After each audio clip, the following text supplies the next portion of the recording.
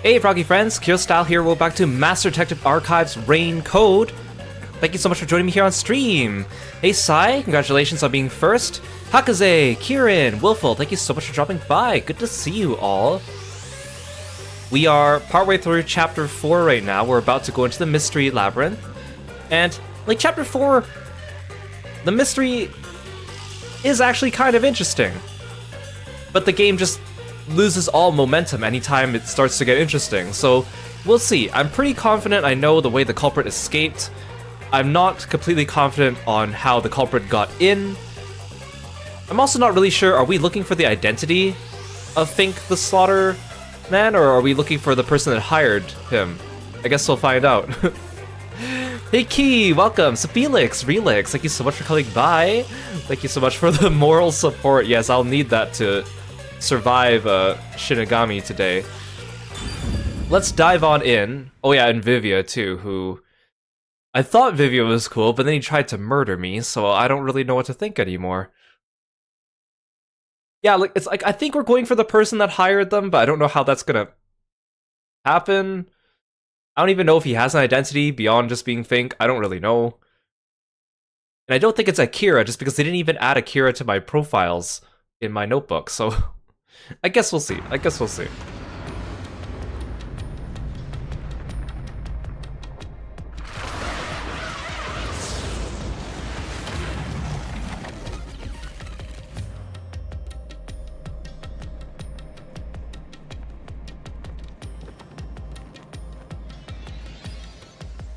More importantly, how is this gonna get us out of the situation with Yomi in the real world?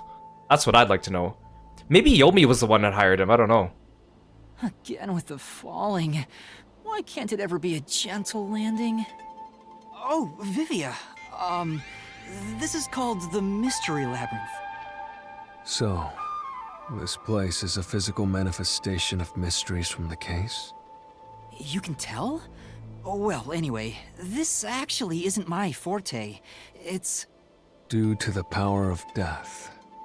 Her, right? Huh? So you really could see me this whole time? He could? It's due to my spiritual affinity. Ever since I was young, I've been able to see otherworldly things. My forte was gained through training that innate talent. Though, I wasn't able to see her clearly like this before. Hey Kamakan, welcome to the stream. Thank you so much for coming by. I really appreciate it. I could tell you were talking to some haze following you around, but that was it. Until one day, I used my spectral projection at the agency, and saw that death got clear as crystal. After that, I did some research.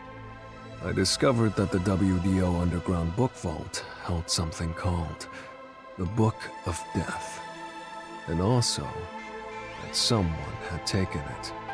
Did I take it? Before I lost my memories? I don't know. Since you're a rookie, I doubt you'd have access to the book vault. Only a handful of people have WDO clearance for that. Just a handful? Anyway, you've been using this ability to solve the other cases up till now, haven't you? Yeah.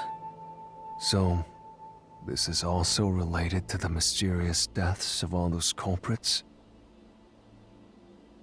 Yeah, about that.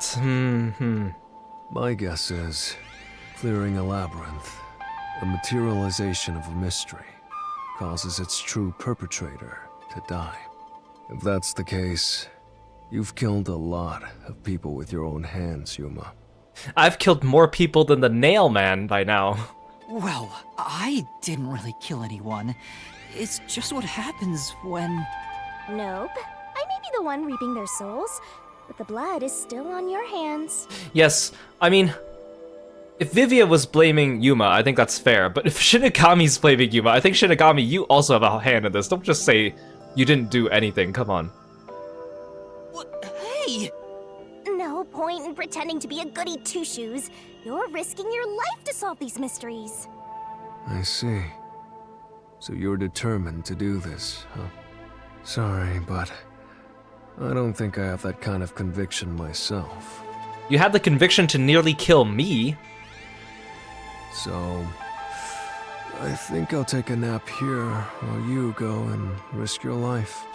You can sleep if you want, but you won't be able to get out. Is that so? If you're not with Master when and if he solves the labyrinth, this place will collapse around you. Well, if you don't have any regrets in the real world, you're free to die here. I mean, you keep saying you want to die, Vivia. I'm just saying. Regrets? I don't have any of those. But there are still some things I've left unfinished. Especially after you exposed the mystery of this case. What do you mean by that? I'll be perfectly clear. I'm just going to tag along. I'll leave the heavy lifting to you. I don't care what you do, just don't get in our way. Well, Master, let's do the usual. Oh, great, my favorite part. Yeah, okay. Master, are you ready to give your life for the truth? I am.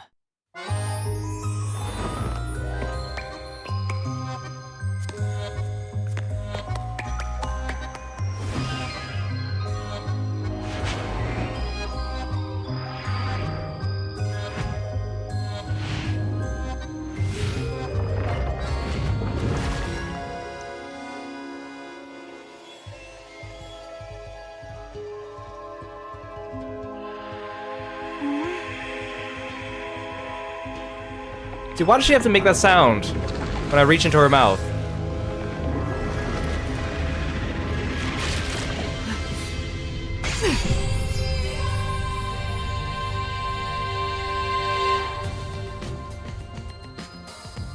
Is that sword for cutting through mysteries?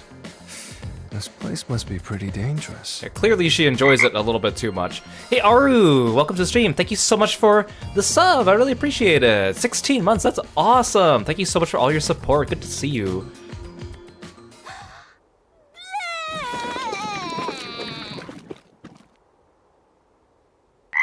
Here you go, Master. Here's your solution key. Oh, thanks for the bits. Wait, why didn't the bits throw?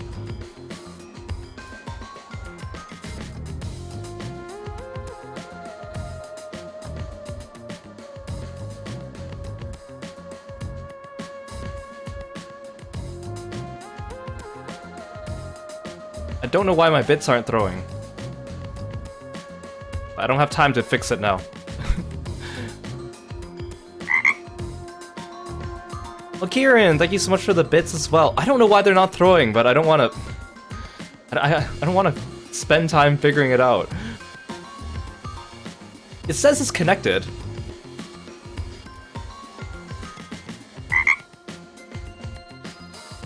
But thank you guys, I really appreciate it. Hey Sunflower, welcome.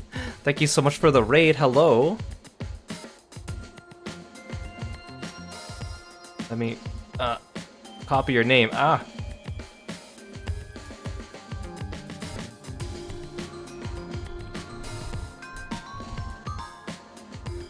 Hey Sylvan Rosen, welcome to the stream. Thank you so much for coming by, everyone. Kirby protected me. Thank you so much, Sunflower. I hope you had a good stream. And thank you for entrusting me with your audience. Please join us in following Sunflower when you get a chance. We have just started stream today, so you are right on time. Well, thanks for summoning Kirby and syncing our lips today. And thank you, thank you. Apologies about the throwing system. Does that mean my regular throws don't work? I mean...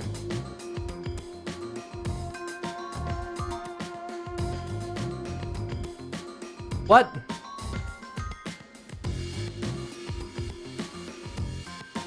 Okay, okay, you know what? I'm just gonna close my throwing system and reopen it.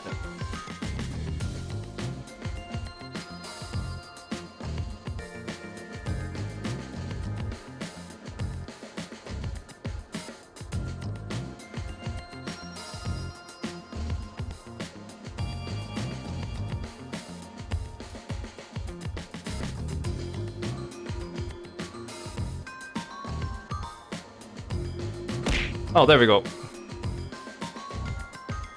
Okay, throws her back on.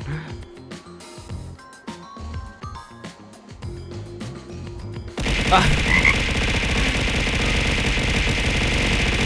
Ah.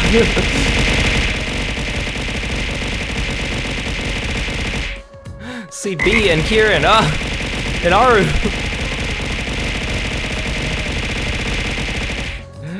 Oh, thank you so much for all the bits, you guys. I really appreciate it. Okay, the system's working again now. Okay, I really appreciate it, guys. Thank you so much for all your support. Is that key something like a clue for the case? Sai, thank you so much for the bits as well. Wow. Looks like you're ready to go. Could you be more of a downer? Whatever. I'm gonna ignore you. So let's go and unriddle this mystery labyrinth. Let's hunt down this culprit who preys on the truth. We have to walk? This is unbearable. Come on! You're bumming me out here. I thought you were going to ignore him. Chapter 4, Vivia gets his groove back. Maybe. I've been thinking about this too, but like the other characters other than Yuma haven't been getting very much character development. Say, Vivia, Like they've kind of had some character development. Do you remember anything about the case?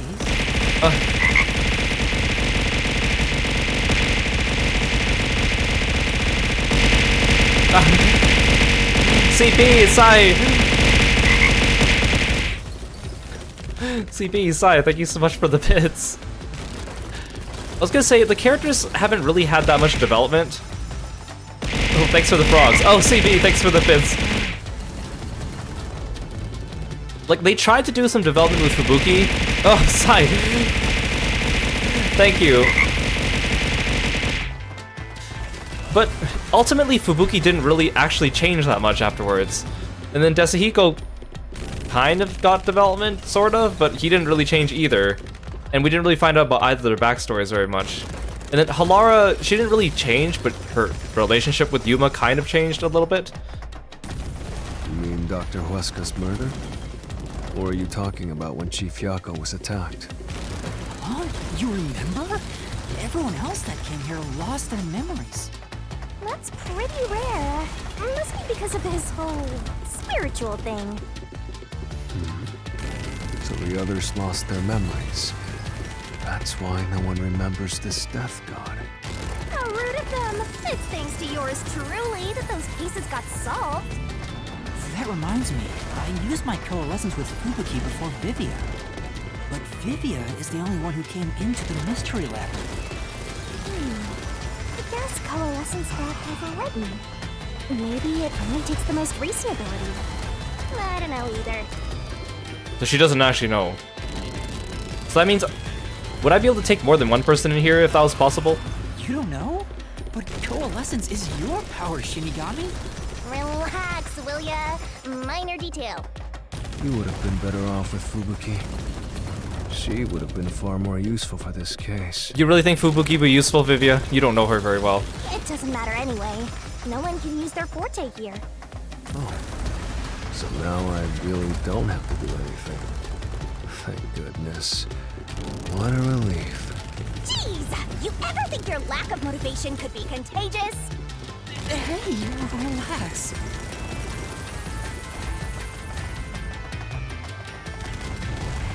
No, coalescence is apparently Shinigami's ability. Yuma doesn't have an ability, or so we are led to believe. I don't know, maybe one of these abilities actually is his and it's been a lie this whole time, I don't know. I guess not that it really matters. I guess we'll find out. Ooh, there's that mystery! Huh?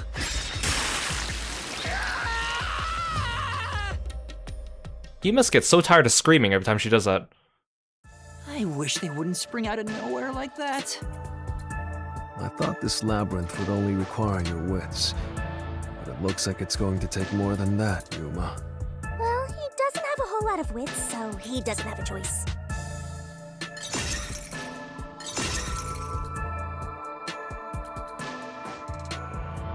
Huh? Why didn't a problem appear? Not only was there no problem, no choice appeared either.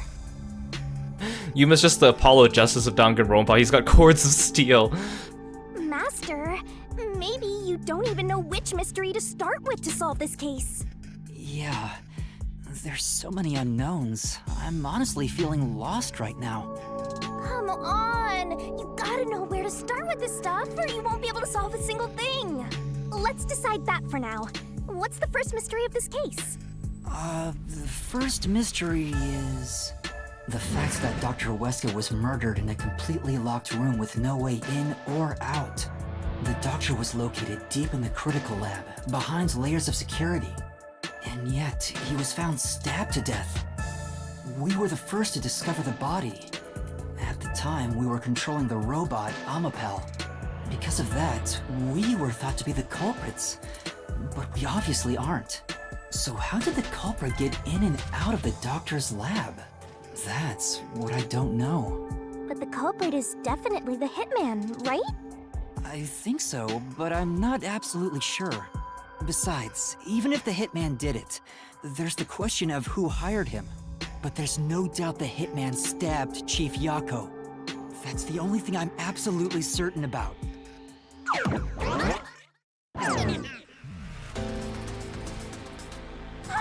Peacekeepers? Yomi gets an entourage in here too. Kanai Ward's garbage. What are you doing here? Yomi Hellsmile. So the director of the Peacekeepers is here.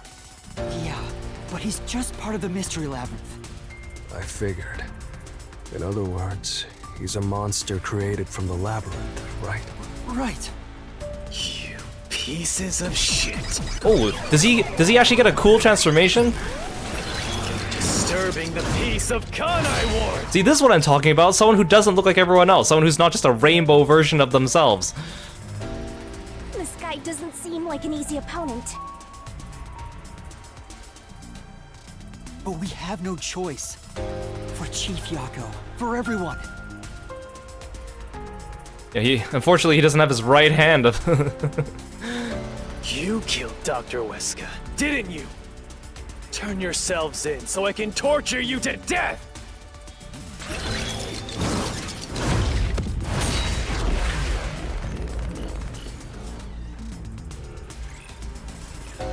He kind of looks like one of the monsters from Shadow Hearts.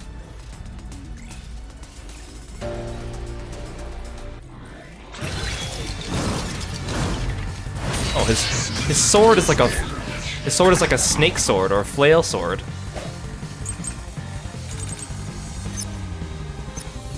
You're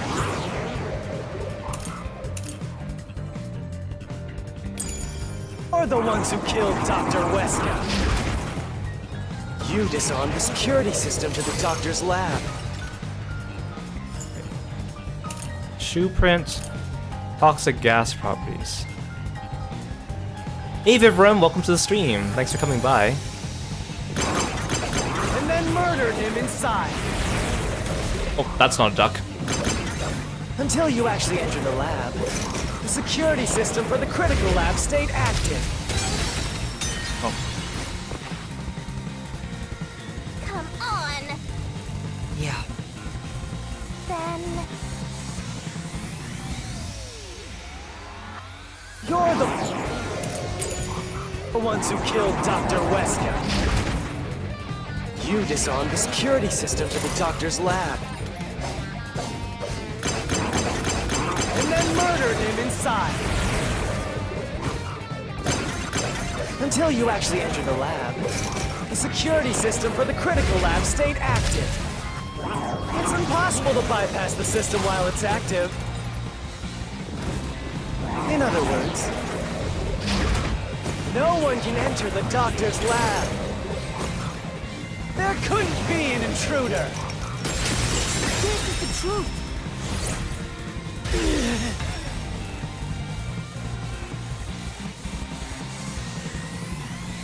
When the body was first discovered, Amapel was about to enter the doctor's lab, but something bumped into it and knocked it over. In fact, there was a mark on Amapel's head, like someone kicked it. That mark wasn't there when we borrowed it. It's proof that someone else was in the lab. You call that evidence? Is bullshit the only thing that comes out of that mouth? Yomi picked the neutral route for a Shin Megami Tensei playthrough. Shit! There was an intruder? That's impossible! And in fact, you proved that yourself! Oh, I think I was supposed to slash that one. Damn! Get him! Don't make me laugh! Shit! There was an intruder? That's impossible! And in fact, you proved that yourself! That claim doesn't hold up.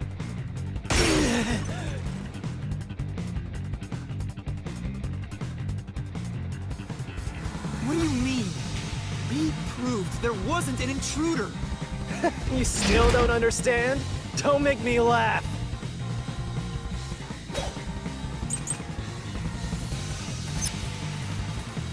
If there was another intruder, then where did they go?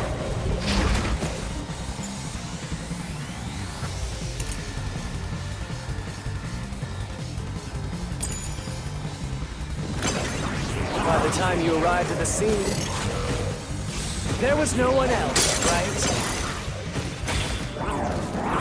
There's no place to hide in the critical room. I'll slash through this mystery.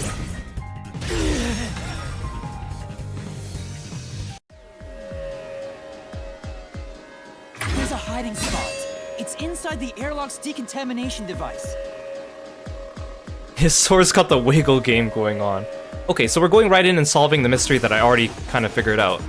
The vents cover can be easily removed, and there's just enough space for someone to fit inside. If they hid inside the decontamination device, we wouldn't have seen them when we arrived at the scene. So what? You've got it all wrong anyway. Everything is wrong. Your existence is all wrong. Have fun chasing that fake truth you found.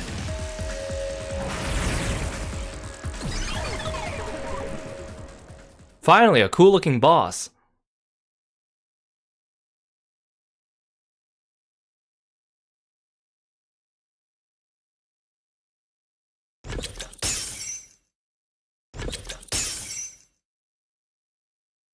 We managed to defeat him this time, but it's not over yet. He sure is persistent, huh? Anyway, there's no doubt someone else was inside the doctor's lab. So let's unravel each mystery one at a time. All right, we'll get it this time.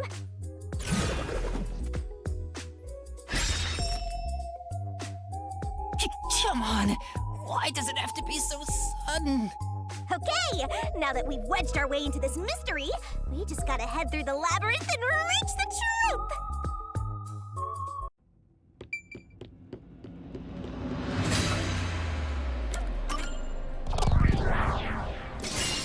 Right here!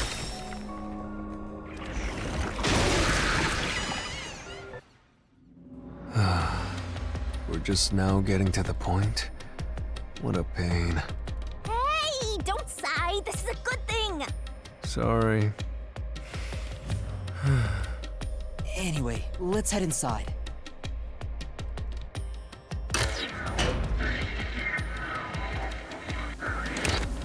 There was an intruder for sure.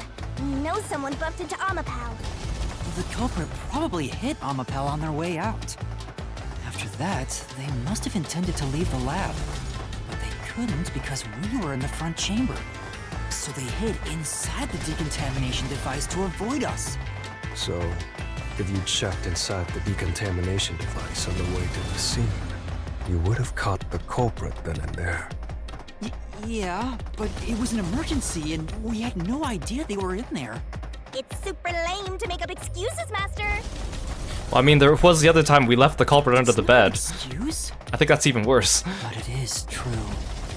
If I had thought about why Amapal was knocked over at that time, I would have realized the culprit was in there. We could have waited in ambush or searched for them. Thanks for coming by, Sophia Lakes. Hope you have a good rest before you go to work. If I caught the culprit then, Chief Yako wouldn't have gotten stabbed. Master, wallowing in regret is even lamer. If you have time for that, you have time to keep going. Right.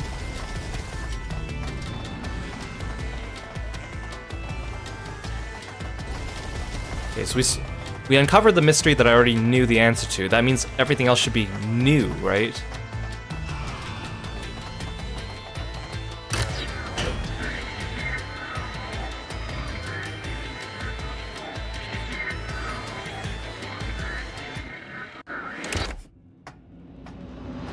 Really?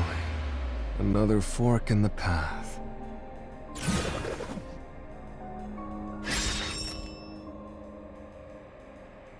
Seems like we're finally at the central question. Yeah, see, that'd be really cool if maybe in Chapter 0, whoever I said was suspicious, they made it into the culprit so that it changed every time. That would be kind of cool. Be a lot of work, though, This is the but first step be to cool. solving how the culprit committed an impossible murder.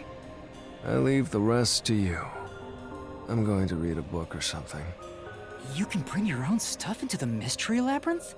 He's just special.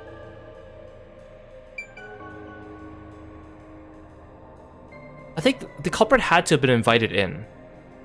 Like, I kind of said that, I kind of jokingly said, oh, then maybe the culprit was just hanging out with them inside the lab with him. But I think the culprit was in there with him for longer than we thought. Like, neither of these two make sense. And the way the game kind of presents it is kind of like, almost like inviting you to pick this. Right here! Which again, means that he was in there for 3 months.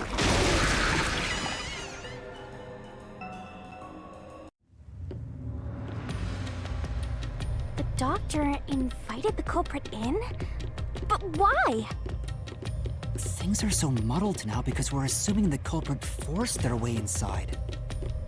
If the culprit was invited to the lab, then he easily would have been able to enter. This looks like a dead end or a trap. So you think the doctor disabled the security? He wouldn't need it if he was expecting a guest.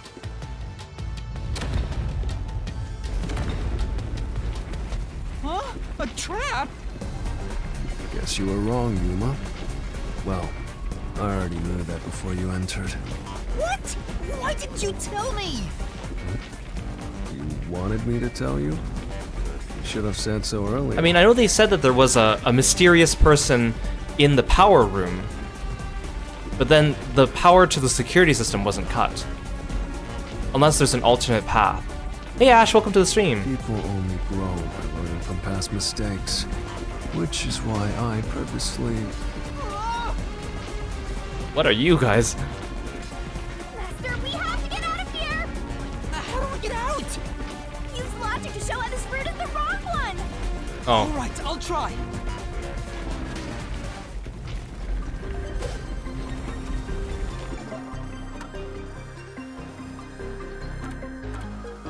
I mean, we know it's because of the security log.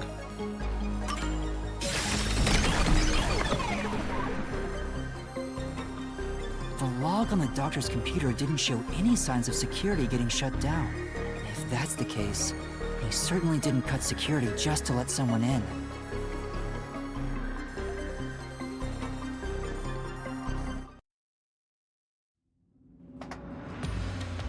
Well, I may have messed up, but at least we got a little closer to the truth. Okay, at least that's kind of, at least now we know what happens when you do In the that. first place, you wouldn't have to come up with such a lame excuse. Oh, I currently do not have a community Discord. I am in the process of making it, and I was hoping to possibly make it public in August. But I'm not sure yet. I was still kind of on the fence, but I feel like in the end it'll be useful. So currently, no. I know. I'll do better next time. But there will be.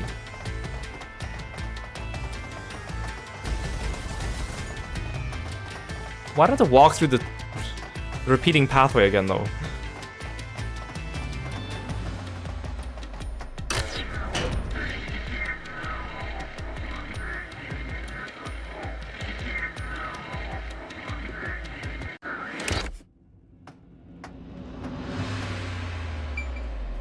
I mean... It says here that he did not do that. Where is it?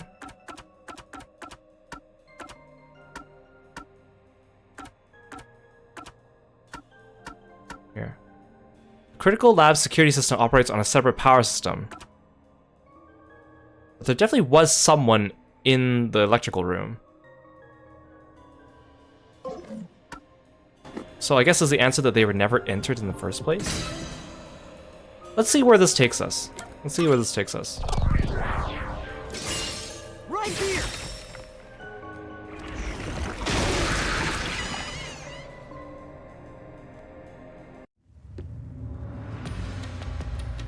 Culprit never entered?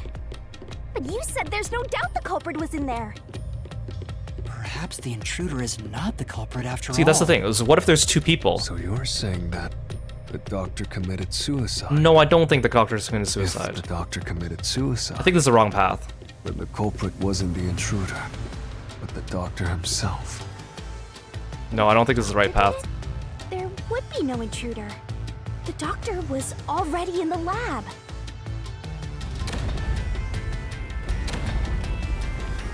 Huh? This route is wrong too? See, that's what I thought. I thought they entered when the doctor stepped out in 90 days ago. That's why I picked the third path. Again? No need to worry, you. Okay, this one's the shoe print then. Sheesh. Don't let him influence you!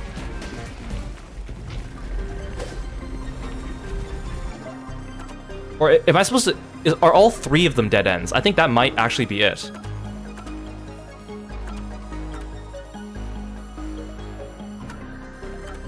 I was gonna say the shoe print was the...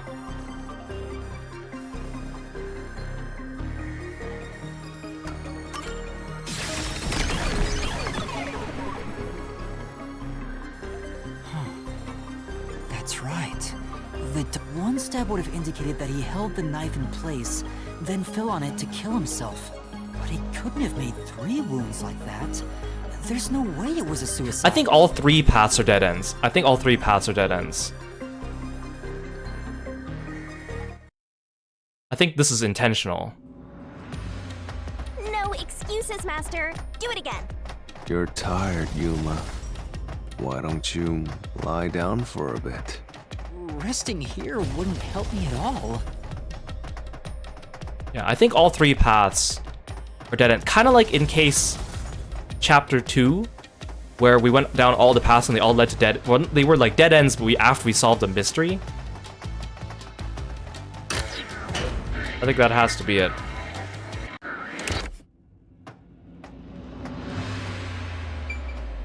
But again, it just feels like it's wasting my time by doing this. Right here!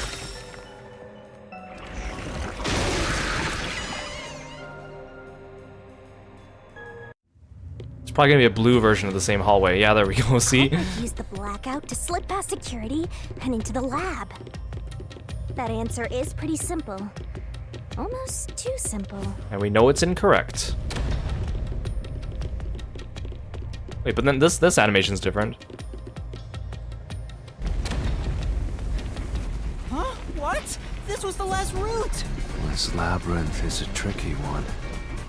It's like one of those old detective novels. Perhaps you're the real culprit, Yuma. Really, Master? Of course not! Focus! We need to get out of here!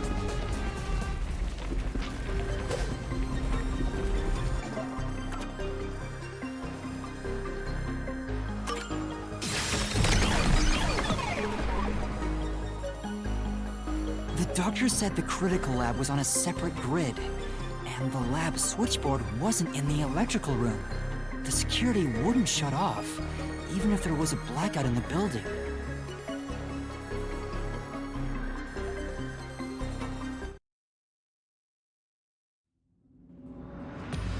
What's going on? Were all 3 routes wrong? I wonder what it means. Yuma, you just had to look at the ceiling and see the 4th door that was on the ceiling that we didn't show you. Or something like that. Yes? Just like in chapter 2.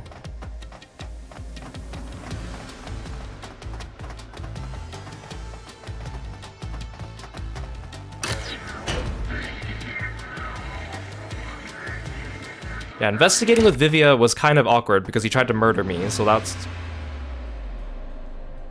Hey, there's another door. I get it! Since we proved that every possibility was wrong, a new one has appeared! It should have been there from the beginning. Interesting. The Mystery Labyrinth not only materializes the case, but also changes based on your investigation. Right. Something felt off about those other routes. It's almost like we were forced to choose the wrong way. It's almost like the game forced us to choose the wrong way. But by eliminating each wrong answer one by one, you opened the path to the right answer. You sound disappointed. Who cares? Let's just see what's in the final route!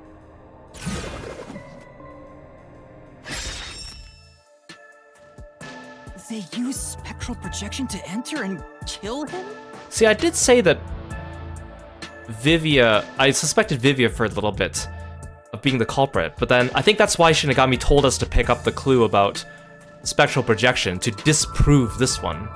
Then, the culprit is... I can't believe the culprit entered the labyrinth with us. That's never happened before. How dare you trick me! There is no escape! Once the mystery labyrinth is solved, the culprit will be judged! Master, let's finish up this mystery labyrinth and boom kill this dude! Hold on! Because when he's spectral projecting, he can't hold objects or anything like that. Shinigami told me to pick up that clue. But then is there someone else that can spectral project? Like, what are they trying to make me do? Another trap? That's why I said to wait. There's no way Vivia's the culprit. Then, prove it and beat this thing! They're gonna show me the secret 5th door, and then the secret 6th door, and then the secret 7th door, and the secret 8th door.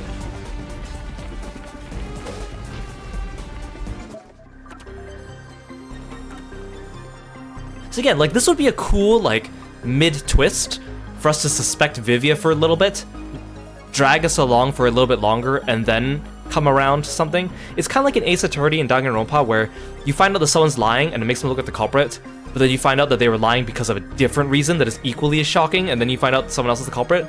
But this game hasn't made use of that either.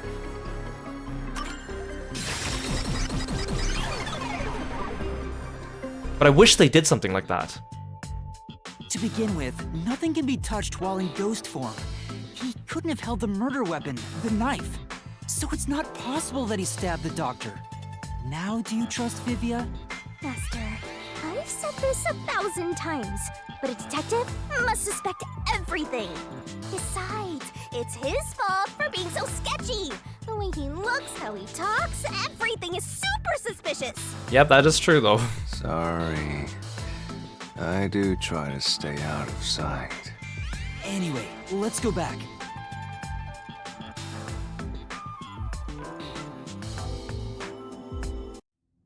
So now what? Secret 5th door, secret 6th door, secret 7th door? Square one. Let's try going back to the fork in the path. Maybe something else changed.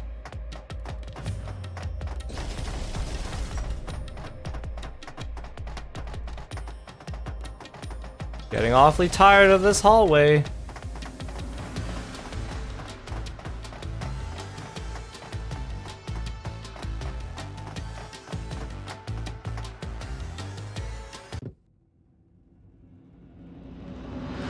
Nothing's changed. Yeah, it feels like they're just padding out this mystery labyrinth because there aren't enough things to solve without giving everything away. There aren't any new doors. What? There's nowhere to go? What was the point of eliminating all the other paths? Come on. Don't start with that again. How about you help us for a change? You better cooperate, unless you want to get chopped up by Master Solution Blade. Hold on, Shinigami. I don't want to get chopped up. I dislike pain immensely. Maybe you should have thought of that before you threatened to slice my throat open, huh, Vivia? But you know, the journey up to now wasn't a waste. we did eliminate many possibilities. But that means nothing if we can't reach the truth. Nothing? Why do you want the truth in the first place? Huh? It's easy to say you want the truth. But are you sure you can handle it? No matter how cruel that truth may be. Can I handle it? I'm still not sure if you're the kind of person who can. I bet you're not sure either. That's why you're still so hesitant. This mystery labyrinth also reflects your reluctance. Maybe that's why you can't reach the truth. Again, like, they're doing this whole chapter has been Vivia doing, like, you can't handle the truth, and being all cryptic about it. But, like, it's not really, like... I feel like this should be a mystery, though it should make the viewer go, whoa, I wonder what it is then. But because the game is always just so vague about it, it doesn't sound interesting. It's kind of like how they keep saying Kanai Ward's ultimate secret. It's like, that should be something that should be interesting, right? But because it's so vague, it's too vague to be interesting. You know what I mean? What are you talking about? It's like they have the fishing line here, but they forgot to put the hook on the end. I've said it before and I'll say it again. I won't hesitate to expose the truth. So you still haven't realized it? Guess you're not quite there yet. Well, that's fine for now. But eventually, you'll be forced to make a choice. When that happens, you'll have to prove your conviction and expose the truth, like you said. Enough nonsense. Let's find some clues. As an apology for the distraction, let me tell you something. This labyrinth appears to change shape by reflecting our investigation. So, instead of following the revealed path, isn't it possible to carve your own path? Carve my own path? That's right, Shinigami! We can create new routes with our own deductions. Maybe we can do it here. Sometimes, just a slight change in perspective is enough to completely change. Is the door how you going to be see on the ceiling things. again? Is the door going to be on the ceiling again? So if I change my perspective here, I might see something new. I see. I was so focused on how to overcome the security system. But that's not right. I need to change my perspective and think about who could have overcome it. Don't box yourself in with your own assumptions. Okay, I'll give it a shot. I hate when the anemic vampire tells us what to do. But if Master wants to, then fine. I'll lend you my power. Lay it all out, Master. Oh no, it's barrel time. I forgot about the barrel.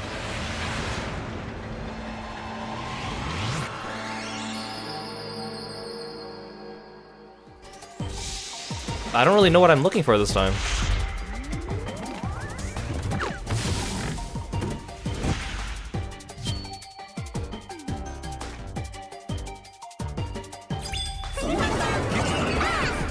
And I don't get, like, what's the lore behind this? Because this implies that she knows what the answer is, and somehow is helping me. Who's capable of overcoming the security system? Amapal. Are they trying to tell me that the culprit was inside Amapal? And like came out, killed the doctor, and then ran out?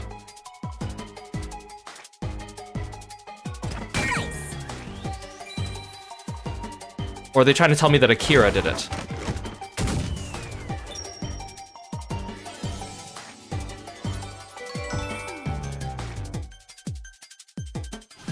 Did the culprit jump out of Amapal when the door was slowly opening? Killed the doctor somehow quietly. And then when Amapal went in, then hopped on his head and knocked him over?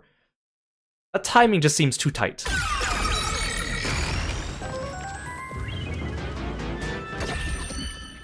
Hey Tsuki, welcome to the stream. A new route appeared. This is all thanks to me. Perhaps I said too much. Well, nothing has been solved yet. I wish you'd express yourself a little better. How can we tell if you're happy or sad? Hey, Mano Aiba, welcome to the stream. Thanks for coming by. How's the game been so far? I think if I had to sum it up in one word, I would say subpar. Like again, I feel like I'm hating on the game too much. If you compare it to Danganronpa, it is extremely inferior. If you just look at it on its own merits, I still think it's a little bit mid or subpar. But I'm sure, I mean, there's definitely people that would still enjoy it. But not me. And thank you for the stretch, Kieran. I think the mysteries are too easy and uninteresting.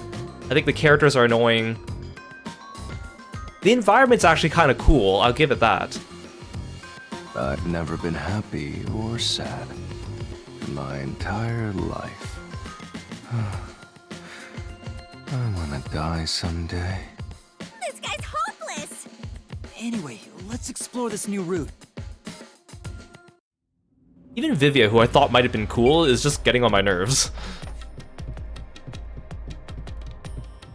I think I only like Halara. I guess Yako's okay, but we haven't actually really talked to him very much. And I'm okay with Yuma. I think Yuma's okay, which is good. About who could get past security? The only option we know Because if the is main our character path. was insufferable too, I would True, and that's how we were able to get through not be security ourselves. enjoying it. But it's just a toy robot, right? How is it related to the case? I don't know yet, but since Amapal can get through security, it must be important.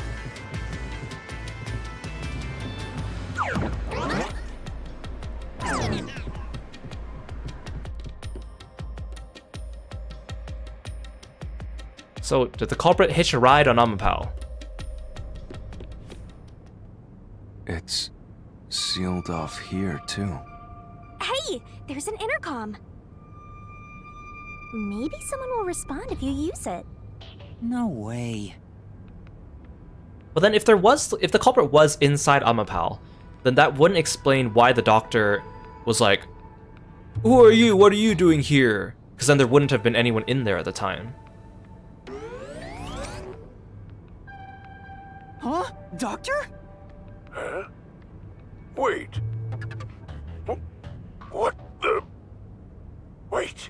Who are you? Help! Somebody come help me! Yeah, he wouldn't say that. Isn't this the footage of when the doctor was attacked? Yeah, you're right.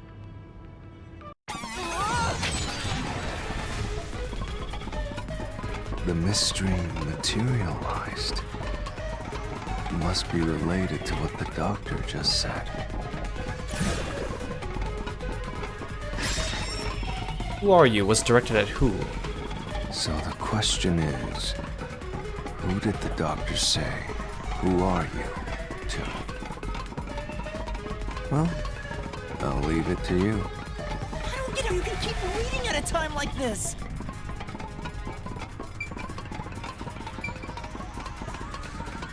I mean, are they trying to make me pick this?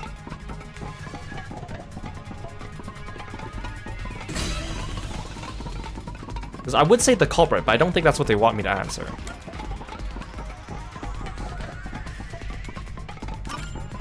It couldn't be no At one. this point in time, you still hadn't borrowed Amapal, yes? Then Amapal itself has an alibi. Well, Akira said there was only one working Amapal, but he could have been lying. However weird it may be to talk about a robot having an alibi. And normally, I don't believe anyone would shout out, "Who are you?" to a robot. Right. So the culprit? I can certainly understand why you'd want to choose that. But wasn't security active at that point? If you know, just tell me, I Vivia. considered all the various possibilities, but I couldn't figure out a way to get past the security. If I'm right, then there is no basis to infer that someone had entered the doctor's lab at this, which means You can't say the doctor was directing those words to the culprit. Yeah, that sounds right. Okay, let's see what they're going with this. Like, I mean, the mystery in this chapter is actually kind of interesting. The trap didn't activate. Does that mean we found the right answer? Huh? So the right answer is no one? Why would the doctor say, "Who are you?" if no one was there? The security was still active at the time, so no one could enter the doctor's lab, right? And that was before I borrowed Amapel. So the only explanation is that no one was there. Why would he say that if no one was there? I think if we go there, we'll find the answer. What? That route's obviously just a side road. Who cares what the old geezer was thinking anyway? But it looks like this is the only way we can go. Besides, I am curious about what was going through his mind. It could be an important factor in solving the mystery behind this case. Still, being forced to take a side route is too much trouble. Makes me wish I was dead. Well, but I mean, even the doctor knew that Fink was after him. But even if someone did appear in his lab, I don't think he would go, "Fink, the murder artist!" He would still say, "Who are you?" Because I don't think he's ever met Fink. He's met whoever hired Fink. Was the goal to turn out the security system, or to turn off the electrical system? Do you have an idea about what the geezer was thinking? Was that the point? Was it to turn off the electrical system and then steal that secret file from that hidden room that only Yomi has access to? Not yet, but I think it has to do with why he said, "Who are you?" I think the doctor was putting on an act. An act? Really? The doctor put on an act for a reason, but I have no idea why. I think it's to steal that file. We have to figure that out by going down this doctor's motive route. The doctor probably was in on something with the other dude and didn't think that he would get killed for it.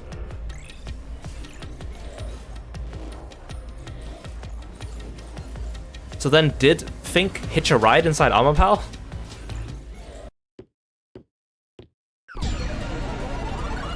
Oh, hey, Yomi. He's here too? You rats keep scurrying around. Do you really think you'll discover Dr. Weska's motive this way? Good luck with that, morons! He had no motive at all! Well, he said there's nothing here. Let's head back. We can't do that! If he's trying to block our path, then this route must be important. Nah, fine. I'm only here because you maggots piss me off.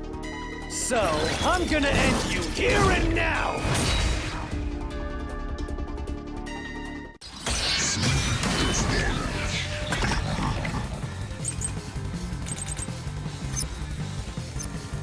This one.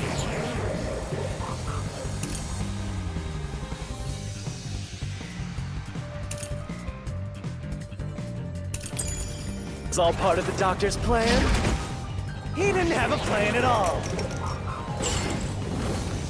That exchange on the intercom wasn't an act. There was no reason to put on a show. The doctor misunderstood.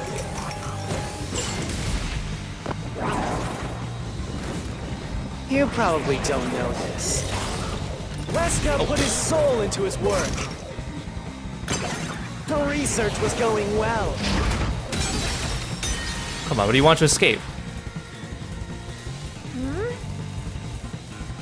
Okay, Yeah. I just hit the wrong statement. He probably had another statement.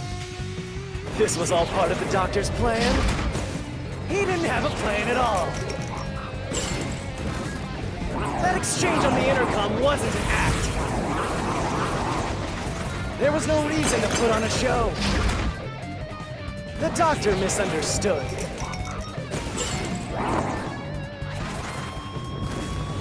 You probably don't know this. Weska put his soul into his work. The research was going well. The The doctor was loyal to Amaterasu. This is the truth!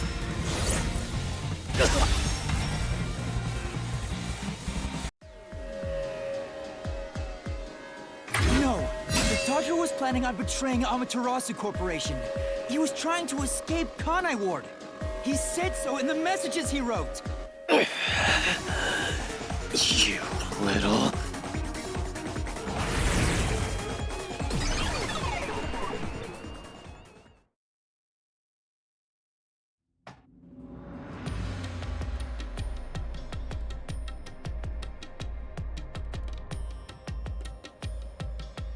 Yomi's rebuttal? What was that? Because now that I think about it, remember before the doctor said, "Who are you?" Wasn't he? It sounded like he was about to let us in because Fubuki and Desahiko said like, "Oh, we're detectives. We're gonna help protect you." And he was like, "Well, maybe I'm running on low on supplies. Maybe I'll let you in." And then he pulled off the act. So maybe he was counting on us to do something for What him was he trying to deny? by faking Why was this he thing. covering up the doctor's motives? It seems that this case involves the inner workings of Amaterasu. I feel like the culprit's gonna be like Yomi. The doctor was going to betray Amaterasu, and whoever he was emailing knew that. Like whoever, like, if this is gonna actually get us out of the situation with Yomi in the real world without another Deus Ex Machina, then it would have to kill Yomi, right? So the doctor locked himself in the lab to protect himself from that person. Perhaps the doctor's act had something to do with that. And that's why he couldn't trust the Peacekeepers either. Oh, bye.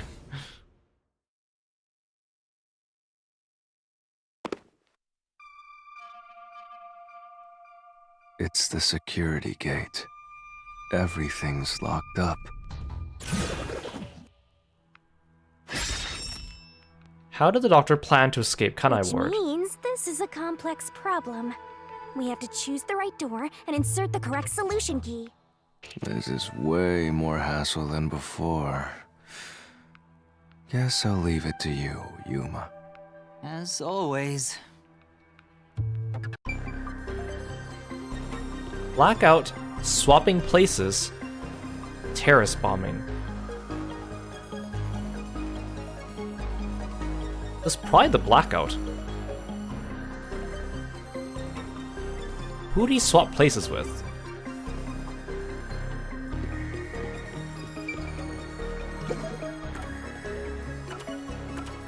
Okay.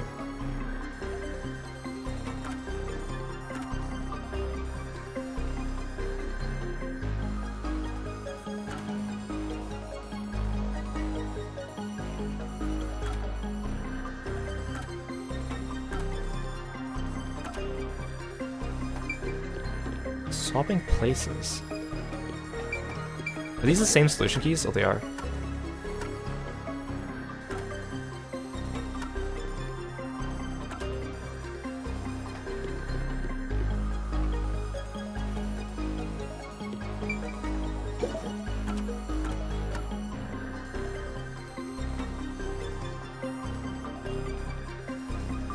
Oh, was he trying to change himself? Was he splashing the acid on himself? That wouldn't make That's the only solution key that actually fits, though. Because none of these support the blackout theory. Unless it's like the map, but I don't think the map...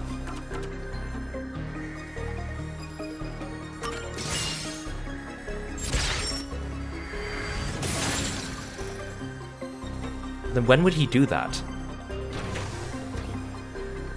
Oh, the door actually opened. I knew I could let Yuma handle it. Are you sure you aren't a phantom? Are you trying to tell me that the guy that stabbed Yako was Dr. Weska? But then who's the body that we found?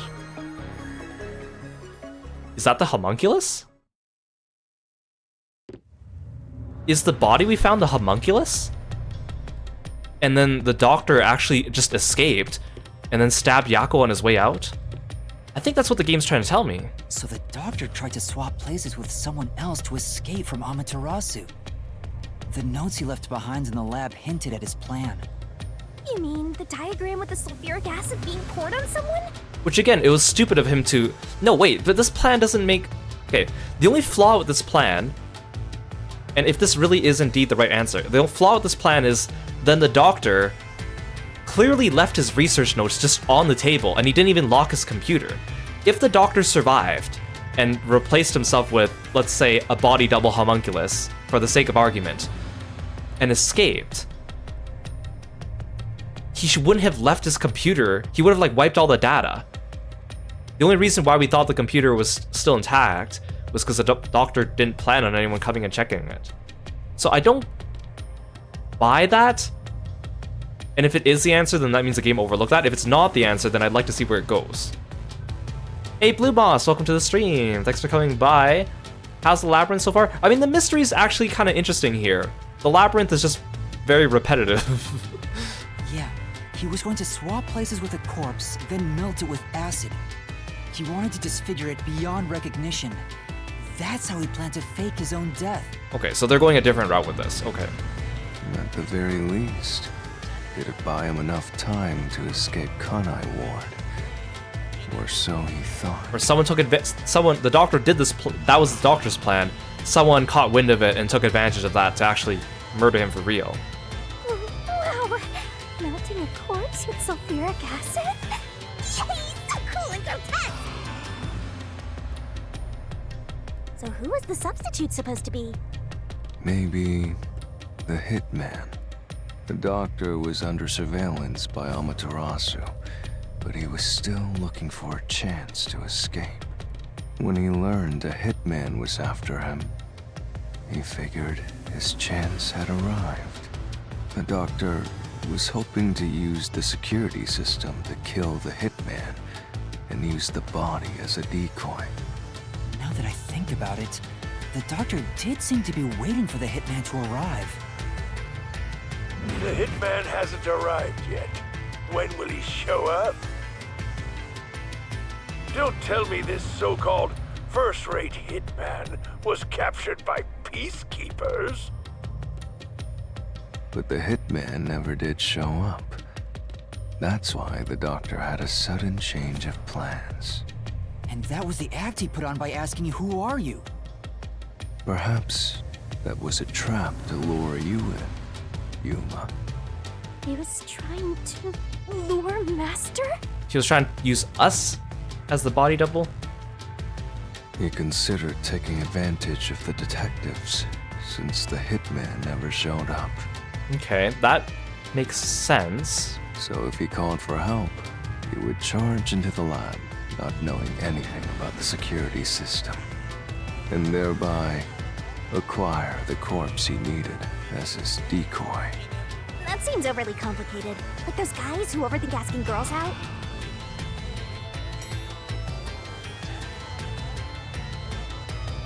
Well, he couldn't have used another researcher. Someone would have noticed their absence.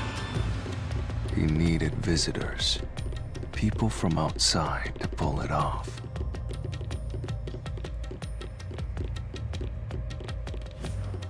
So was the assassin inside Amapal? So if I didn't know about the security and had rushed into the lab... You'd be a super sexy skeleton right now. Aw, so close! You want that? But the doctor's plan failed, and he actually got boom killed by the hitman. I get what he was trying to do, but what about the impossible murder? Assuming the attack on the doctor was just an act when we saw him through the intercom, we at least know for sure the real attack hadn't happened yet. In other words, the culprit entered the lab after that exchange. So I think they're leading us to believe the culprit was inside Amapal. So the problem is, when did they actually enter?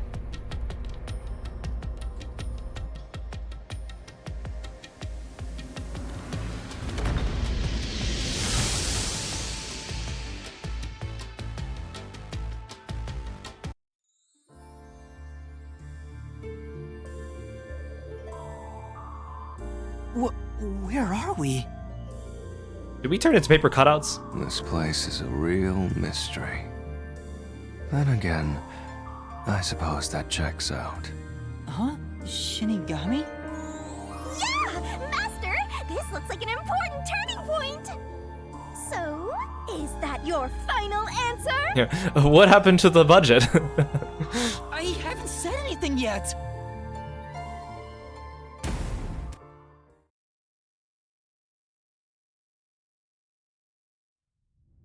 Master, you need to narrow down the timing for when the culprit got inside. Now then, here's our fateful fork in the road. It's life or death!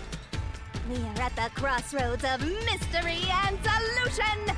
This earth-shattering choice may be your last. Yeah, it's Alice Madness Returns.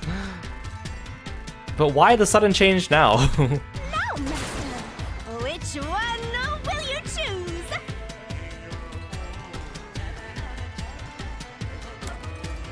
Yes, the culprit entered the lab before Amapal.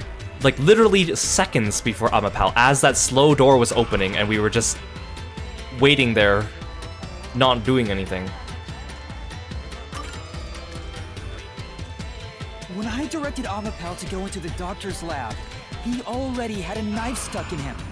Which means he was murdered before Amapal entered the doctor's lab. Your answer?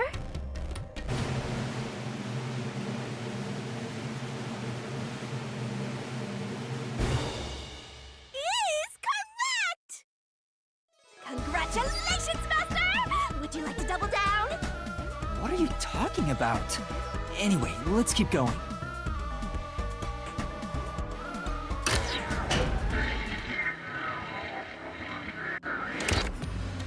We're just gonna end it like that? I thought there was gonna be more. Little by little, we're narrowing down when the culprit entered. Yeah, but we still don't know how yet. It had to be between when we spoke to the doctor over the intercom and when Amapal entered his lab. During that time, the culprit entered the doctor's lab and murdered him. So the most likely time would be when you went to borrow Amapal, Master. The culprit had to have entered the lab then. But Fubuki waited at the front chamber while Desuhiko and I went to borrow Amapal. She said no one entered or left the lab. But she's also stupid.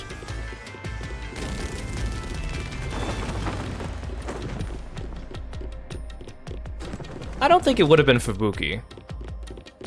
That'd be, I mean, if it was a twist that Fubuki was, I mean, maybe, is that why Vivia keeps saying, like, you won't handle the truth? I find it really hard to believe that they're gonna pull a twist like Fubuki was actually smart and the culprit all along. I don't think that's within the realm of possibility. It'd be a cool twist, though. I mean, I would like it, but I don't think they got the guts to do We're back that. on the original path. I don't think they got the guts to do that. Maybe you're supposed to try opening that door now. I'm sure that from here on out, it's not just about when, but also how the culprit got in. Yuma, there's no need to push yourself if things get too hard. Then again, Fubuki wouldn't be able to get past the toxic gas and the electric panels on her own anyways. No, I can do it. I'm going to solve it. I just know they made us pick up the solution key about Fubuki's ability, which I'm probably going to use to prove her innocence or rebuttal something. That's what I'm guessing.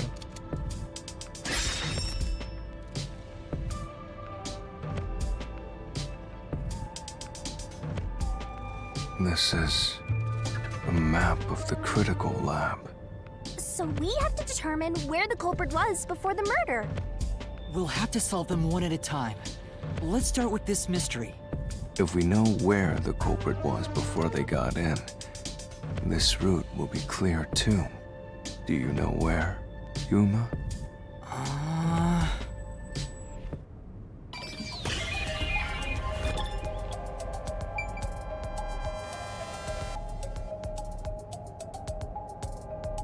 Well, that depends which time frame. Like, if they came in with Amapal, like I said, then they were technically inside Amapal here, and then they went inside here. But if they're talking about, like, before the crime is in, like, before we went in, are they talking about as far back as here?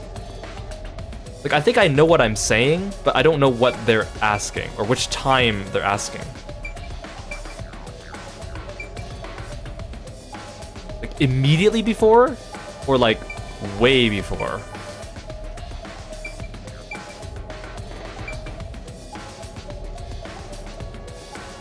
If my logic of them being inside Amapal, then it, technically I guess it'd be here, right?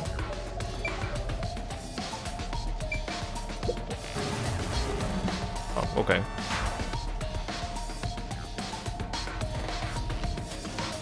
Okay, they mean at the very beginning then. No? At least one detective was home. Well, not if they were inside Amapal, so I guess they want this? Like right immediately before? Or were they, oh, they're hiding inside the vent and then they hitched a ride on Amapal? Is that what they're trying to say? Like they jumped onto Amapal here? No, they wouldn't be able to get past the toxic gas. Okay, so I click this. Wait, can I click out here? No. Can I move the camera? Oh no. Sometimes they've tricked me with that before.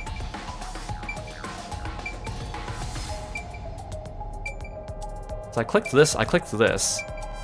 I clicked this. He couldn't have been in here. He couldn't have been in here either. Unless, again, unless he hitched a ride inside. Here.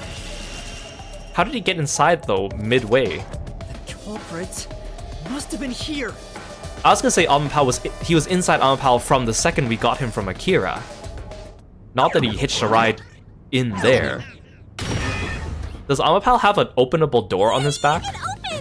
That it does not need screws or something? After the exchange on the intercom, given there was always a detective at the front chamber, when we went to borrow Amapal, the culprit had to have already made their way inside. But the airlock is the only location that isn't affected by the security system. There, the culprit had to be inside that decontamination device before committing the crime. Okay. I thought the culprit was already in Amapal from the start. So I thought they were trying to tell me, get me to point out where Amapal was. After the crime. So you think the culprit was in there before the crime too? Yeah, the culprit was Oh, wait. for their chance. But we had no idea when we sent Amapal When we sent Amapal into the airlock, remember? There was a second where Amapal, his cameras went all fuzzy. Yuma, you guided Amapal. I thought to that the was doctor's just lab. a graphical thing to show us So that the Amapal was culprit booting up. entered the doctor's lab before. He entered Amapal when the vision went How bzz, could bzz, it be bzz, bzz, bzz, possible? Only Amapal could get past security, right? Yeah, that's the next big But then question. that relies on the killer being very confident in how airtight Amapal The is. culprit used another Amapal unit. Because if it wasn't even a little crack, The researcher mentioned Open? there was only one functioning Amapal. he would have died from the gas Which anyways. means the Amapal Yuma controlled was the only one that could get past security. So the culprit must have taken advantage of Master's Amapal to get into the doctor's lab. Yeah, that's the only way. But how did they use it? There's no solving the doctor's murder until we figure that out. Well, I have an idea. Will you hear me out? What is it?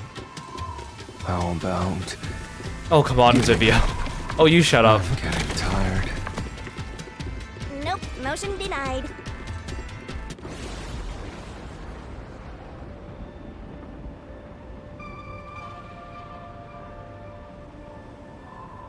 Another fork in the road? Such a complicated mystery labyrinth.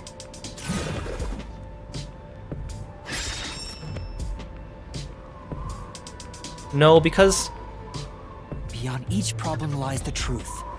We're definitely getting closer to the heart of this mystery. the culprit could not have waited for Amapal to disable all the stuff because Amapal disabled everything after we discovered the body. And that was after Amapal got knocked over. So he was inside it.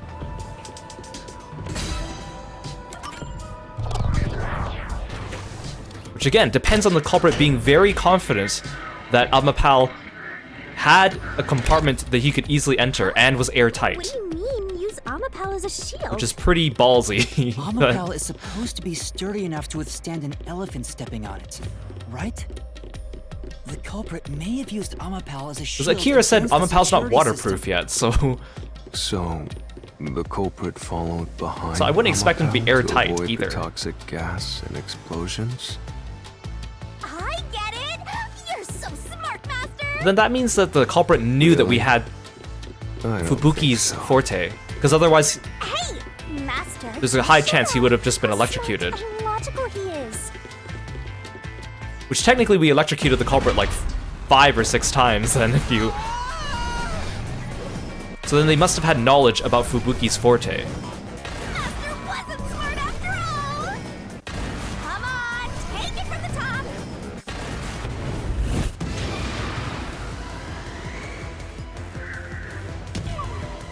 It's gonna crush us!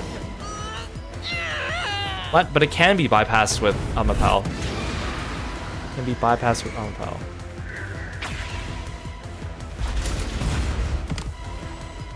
Yeah, even if Amapal itself is fine, it wouldn't be able to protect the culprit from the toxic gas. Yeah, Vivia runs so silly. He's like trying to Naruto run, but he's not physically fit enough to do it.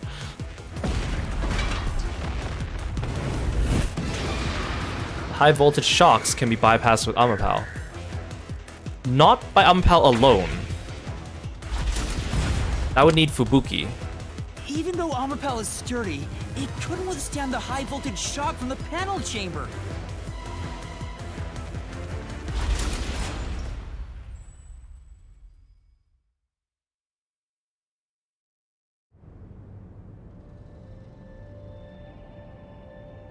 Which means it'd be impossible to use Amapal to protect yourself. You're only realizing this now. At this rate, you'll be a grandpa before Oh, you so I just start picked the being wrong- happy. Perhaps you will Path. improve in the next life. I'm trying my best in this life. Not as a weapon.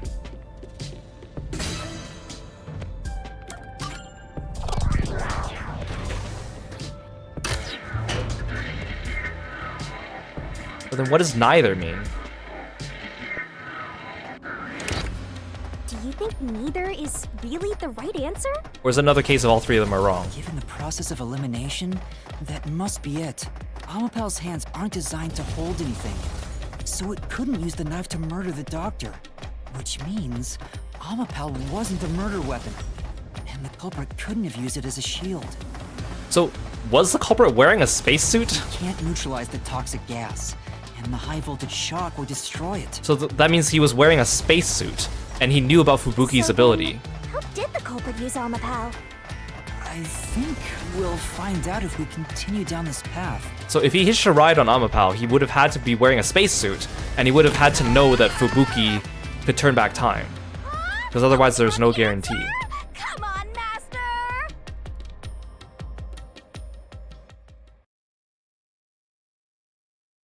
They wouldn't be able to follow in after Amapal disabled it, because by then the murder had occurred. Unless it was a fake body. Unless what we saw on Amapal's sensors was a fake body. Huh? We're... I don't know, like, I don't... Is it Yako? Like, is that what Vivia's trying to get at? I don't feel like that would be...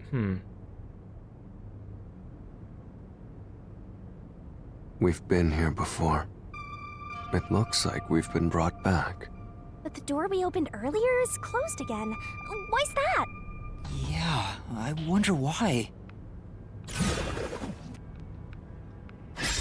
I think I understand the general gist of it, but I just don't understand where this labyrinth is trying to take me. Even the question is the same. Does that mean we gotta do it all over again? Hey, Mintam! Welcome to the stream. Thanks so much for coming by. Welcome, welcome. Well, the logic is still sound. There's no other hiding spot for the culprit besides the airlock. So you want to choose the same answer and keep going? If you do, you'll just repeat the whole process again. We'll just be brought back here if we can't figure out how did the culprit use Amapal. And I refuse to walk any more than I have to. Just balls up on the floor. Hey, don't sit down! What should I do? Stand up! Stand up right now! Stop it. Leave me alone. If you want me to leave you alone, then help my useless master out! Fine. Just one thing, then. We're back at... Where was the culprit before the crime? Because you're stuck at... How did the culprit use Amapao? Hey Neon Ninja, welcome to the stream. With that in mind, these two questions are connected. Connected? Both the culprit's location and how Amapao was used? Help him out more! More! The culprit was hiding in the airlock, where you also left the robot, right? At that moment, only the culprit and Amapao were there. So maybe the culprit did something. The culprit did something to Amapao? Clues are always there, right under your nose. It's a detective's job to notice them. Did you notice anything strange back then? Any tiny detail? Try to remember. So I was already right. It's just the game wasn't... The word shield does not mean the same thing to the game as it does to me. Because when I say shield, I mean like... armor counts as a shield, but... Something strange. Hey! Now that you mention it, back then... Yeah, the vision went all blah, blah, blah, blah. Hey, the screen lit up. So this is what Amapao sees. It's like the cockpit of a mecha. Yeah, it went like this. What was that? Did it break already? I thought it was state of the art. No, it's alright. It's stabilized. See, again, at the time I thought that was weird, and I was like, is the game just showing us that it's not a perfect robot? There was a moment when the camera stopped functioning while I was controlling Amapao. It returned to normal pretty quick, but maybe... See? I told you it was right under your nose. You don't need any additional help from me, right? That was a clue to help solve this mystery? Actually, everything in this world is a key to solving mysteries. You just haven't noticed them. Perhaps there is more you're overlooking.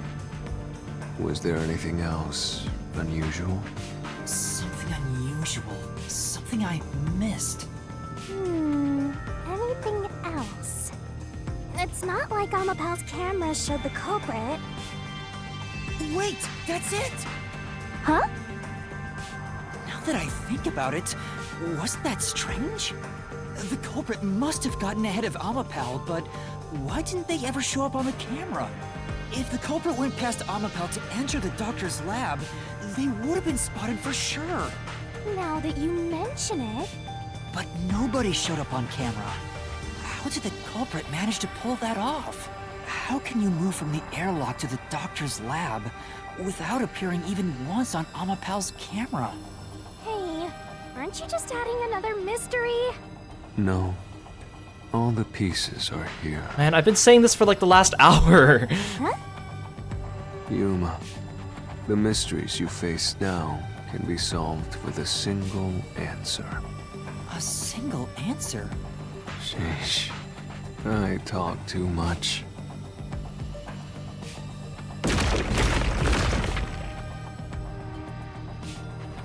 Oh, one mystery after another! What do you do now? It's a Pandora's box of mysteries! Let's stay calm and think about it. There's plenty of time. Or not. I'll keep reading while you wrap things up. Remember what he said, Master. All it takes is one answer to solve these mysteries. Use those weak brain cells of yours and think! Culprit's location. Amapao's usage. Its malfunction. Why didn't the culprit appear on camera? All this can be solved with just one answer? Like, how are they gonna make me answer this? Barrel? Multiple choice?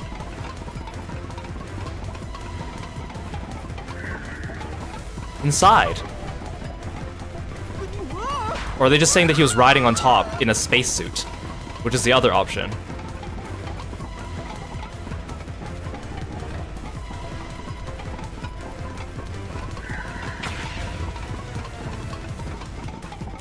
as a playmate.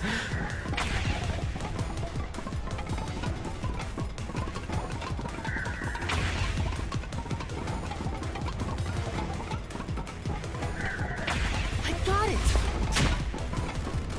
The culprit rode Oh, I get to ride on Pal's head, suite. using it as a method of transportation.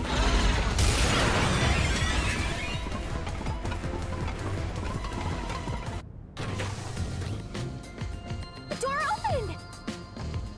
With every open door, it will be harder for you to turn back. Look at the weird reflection of Sure, Yuma you wanna on keep that going. wall. How it's only his head. Absolutely. I will find the truth no matter what. This is for the Nocturnal Detective Agency. Out of curiosity, why do I assume the culprit was wearing a spacesuit? Because if he was riding on top of Amapal, then when they went through the toxin room, the only way that you can avoid the toxin is an airtight spacesuit, they said. That's why originally I thought that they were inside Amapal, assuming Amapal was airtight. Unless the culprit was not human. What if the culprit was another robot? What are they gonna say that? But like again, like my biggest complaint about these mystery labyrinths is like, if I look at like Danganronpa and Ace Attorney, and yes, I'm gonna keep going back to that, the way they do their trials is they build up the mystery with like little mini mysteries, and they walk you through, and then those logically string together into something. But the problem with the mystery labyrinth is they're trying to go for the big mystery, and then they give you all these like time wasters in between. Like all the dead ends, all the loop back thinking, all the extra dialogue, and it just kind of makes you angrier. Like it just makes you impatient. It doesn't actually build up the mystery. It doesn't build up the suspense. At least not for me. It doesn't. All these little steps we've been taking have not been building my suspense. They've just been making me annoyed because I'm already like a step ahead, but I'm waiting for them to catch up. Like, we're an hour and a half into stream and we're just getting to stuff that's kind of potentially interesting. And again, every time things are about to get interesting, the game loses momentum. And that's really frustrating.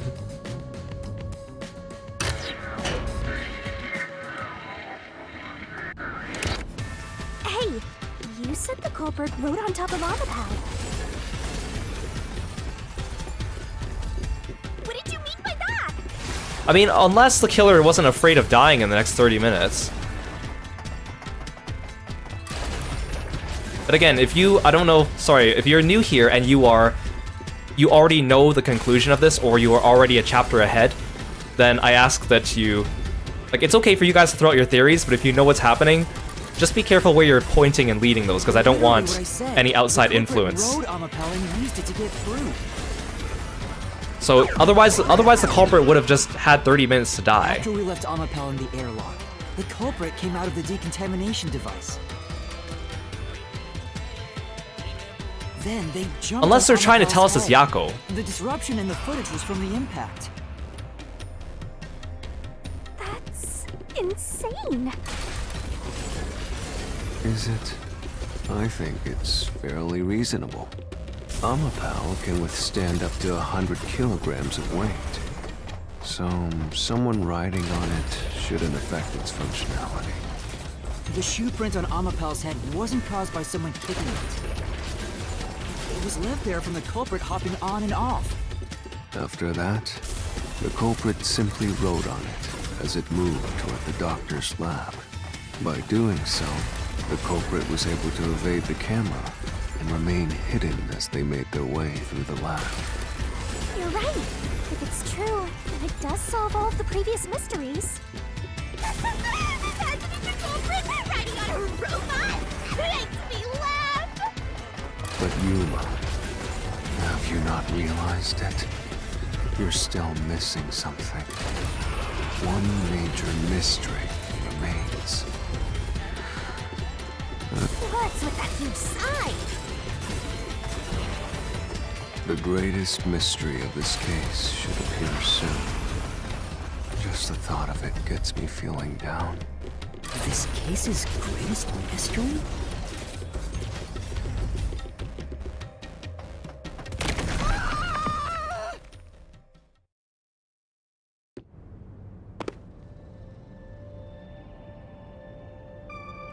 This is the panel chamber. That means the doctor's lab is just beyond it. If we can get through here, we'll reach the goal, yeah?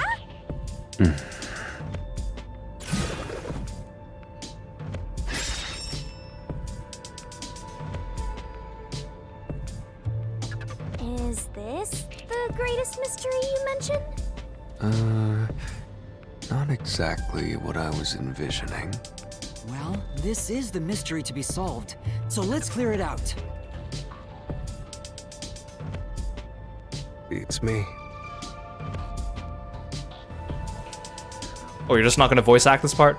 When would it have been possible for them to get into the room ahead of us? While opening the door. Because we were stuck here for like ever.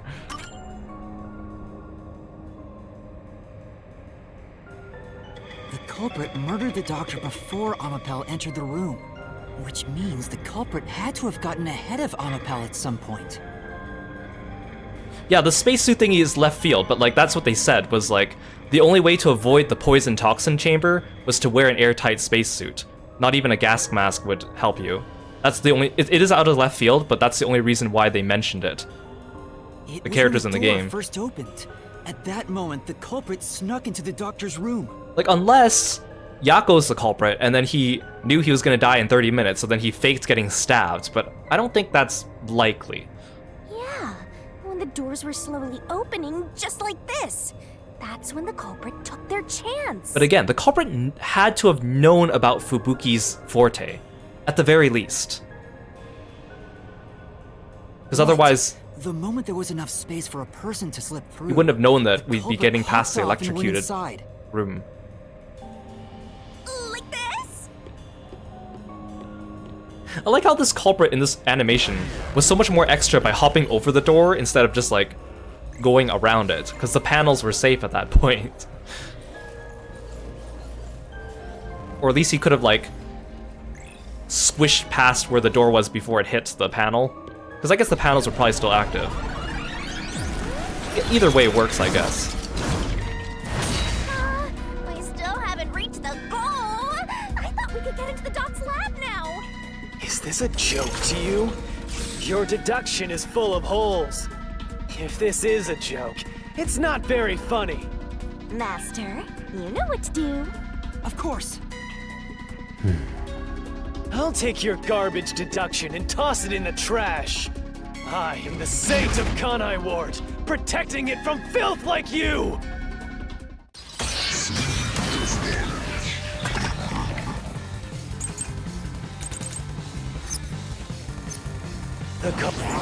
So what do I have here? Ampal's sturdy, and then Fubuki's forte. Culprit hopped off Amapal as the door opened, then slipped through the gap in the door. Oh, I tried to jump. That's impossible even for Fink the Slaughter Artist! Think about it. Ow, stop hitting me with Amapal's noise. line of sight changed just a bit. Okay, what are they? I think they're going for this actually. The camera would have caught it. No one would do something so risky. The crime would have been exposed. The culprit must be really lucky.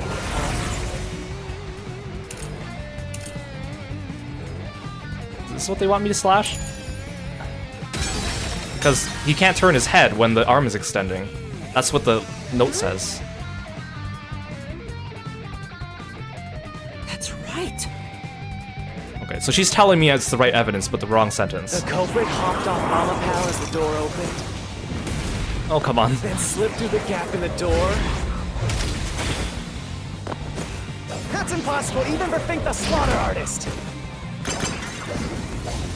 Think about it. If Amapal's line of sight changed just a bit, Oh, I think I need to slash that one. caught it. I think I need to slash that one. No one would do something so risky. The crime would have been exposed. The culprit must be really lucky. What, did they use some sort of special power? Right. No. For now. The culprit hopped off Arapal as the door opened, then slipped through the gap in the door. Yuma, can you just jump for longer, That's please? impossible, even for Think the Slaughter Artist. No, I mean to cut that Think about it. the other way.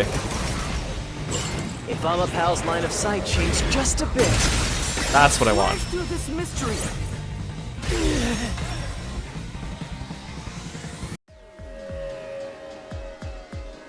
Amapel is designed so that when its hand is stretched out, it won't execute any other inputs. So he kept mentioning the word superpower because that's like a red herring for me to use Fubuki's key. That's why when it was pressing the button for the door, the culprit didn't show up on the camera. you little maggots, don't get so full of yourselves. You're not getting out of here alive.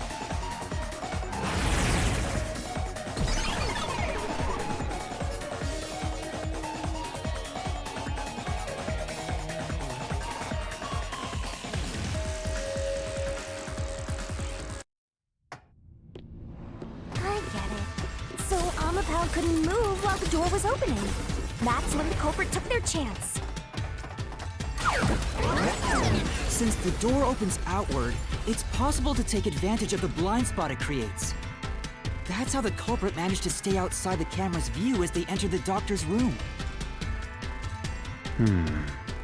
So it's an elaborate murder that took advantage of Amapal's design.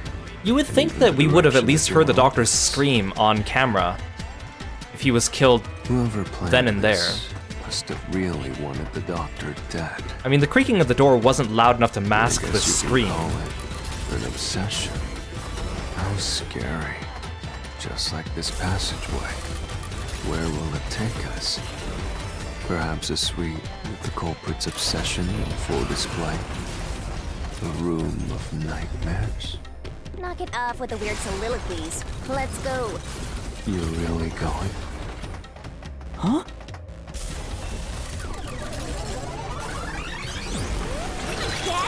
Again, we just dealt with you. Okay, Yuma. When the culprit entered the doctor's room while the door was open, Huh? Yeah? at the time, the doctor was in the room, right? If the door opened and an intruder entered, how could the doctor not have noticed? So what if he did notice? It's not a big deal. Because he's deaf. Yes. And he didn't wear a it hearing aid. is. If he had noticed an intruder, the doctor would have turned to face him. Which means he wouldn't have been stabbed in the back. That piece of trash is right. Your logic is flawed. Hey, what are you, on the Phantom side now? Listen to my incredible words of wisdom. Your crappy deduction is worth less than shit! Everything you do is a fucking mistake!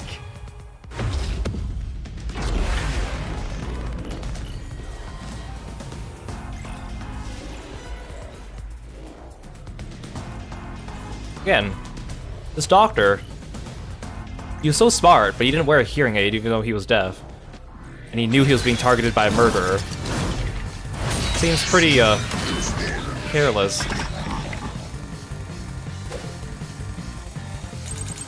Damn it! Your deduction is inconsistent! It's full of inconsistencies! By your logic, even if the doctor could be stabbed, it wouldn't be from behind. That's all impossible! No. Master! Yeah. Damn it! Your deduction is inconsistent! It's full of inconsistencies! By your logic, even if the doctor could be stabbed, it wouldn't be from behind. My claim doesn't hold up!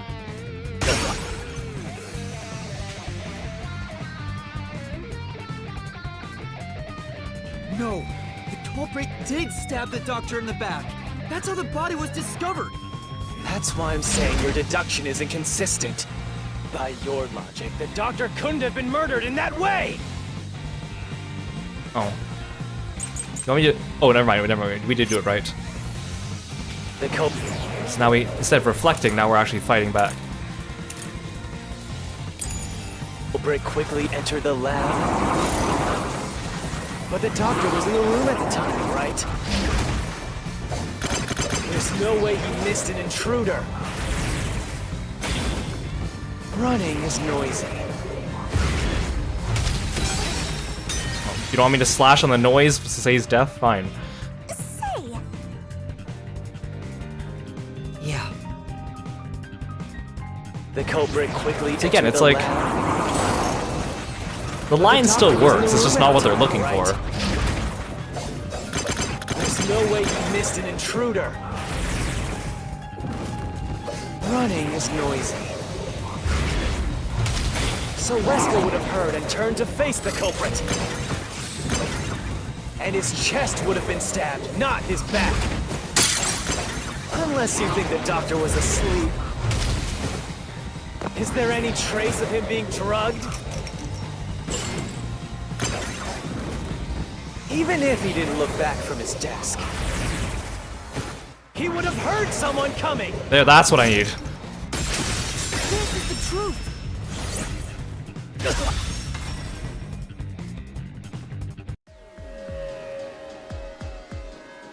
Wait, the doctor had trouble hearing. That's why he didn't notice the intruder. Now you're spouting nonsense. Say whatever you want, it won't save you. There's a gaping hole in your logic. And there's no way you're gonna fill it at this rate. Well then argue me about it. Tell me what it is. Don't just disappear and come back later. More than anyone else, you're the one refusing to see the truth right before your eyes. He keeps going like, there's still a contradiction, and then he just leaves. I refuse to see the truth? Vivius said the same thing. But... It's strange, don't you think? Isn't it about time you noticed that something's off here? Huh?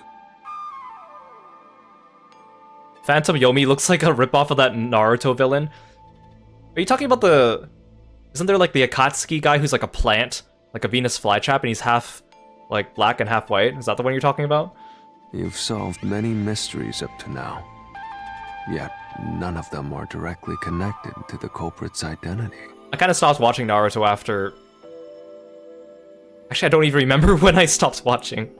It was interesting for a time, but it just got too long. that's because the culprit is the hitman. Are they really leaving us to believe that the culprit's Yako? If that's the case, why haven't you reaped the hitman's soul? And that would end the labyrinth. It's not that easy. The culprit will fight back, unless we solve all the mysteries first. Hang on. What are you getting at? In my eyes, the reason a single mystery hasn't been directly connected to the culprit is because of Yuma's reluctance. It's pushing away the mysteries that lead to the culprit. Huh? Subconsciously, you're closing your eyes to the truth. That's why you haven't touched on the hole in your reasoning. What hole? Can everyone stop being so cryptic all the time? It just makes this... It just drags out the scene. Whatever, that's enough. Just ignore this guy and keep going. Hey! Like, they've touched on this reluctance thing, like, so many times. But they haven't actually, like, talked about it more. It just kind of gets back to that point about this game loves to just repeat Yuma. stuff over and over again. Yuma, Jeez, go away! you know what I'm talking about, don't you? The huge hole in this investigation. What are you... Just ignore him. Let's review your deduction, shall we? The culprit took advantage of Amapau's locked position and entered the lab. And before the robot entered the room, that person stabbed the doctor from behind. However, they bumped into Amapau while escaping, causing it to fall over. There was obviously a mistake, but since it wasn't captured on video, they were able to avoid detection. After that, the culprit went inside the decontamination device in the airlock to hide from you. That's correct. So what's the hole in my deduction? It's before all of that. It remains the case. Before all that, everything I said was just a waste of time. Which is? How did the culprit get past security? What? We already told you that. The culprit rode on top of Amapau as Master controlled it and was taken all the way to the doctor's lab. I think they really are pointing this at Yako. But if someone was riding on it, how did they get past the high voltage shocks in the panel chamber? Oh, Unless it was Halara, that's the only other person it could be. If it's not Vivia. Then Vivia said he was with Halara, so then she has an alibi. This is the end for you! You have nowhere left to go! But then the other question is, I mean, I guess I could just explain this away. Remember, at the time, Yako was creating a diversion, right? He was saying, look, there's the killer, and then leading all the guys away. So unless he lost all those guys somewhere by being sneaky, and then got to the room ahead of us, and then climbed in the vent, because otherwise he'd have like 1 million peacekeepers following him. So, if they are pointing this at Yako, I feel like they're not even going to explain that part. They're just going to be like, oh, he just lost all the peacekeepers. oh, come on! Why now? I won't let you maggots ruin the peace of Kanai Ward! As the king of Amaterasu Corporation and the guardian of Kanai Ward, I will stop you here and now! Perhaps this, too, is an obsession. Why does he insist on covering up the truth? Tell me, what will you do, Yuma? Are you going to stay willfully blind? No, I'll fight. Whether it's subconscious or not, I won't look away from the truth. I'll find the truth no matter what. This is for the Chief and everyone at the Nocturnal Detective Agency. Good luck! You'll never find it. You'll scurry around this labyrinth forever, like blind mice. You'll rot away in it, looking for an answer that will never come!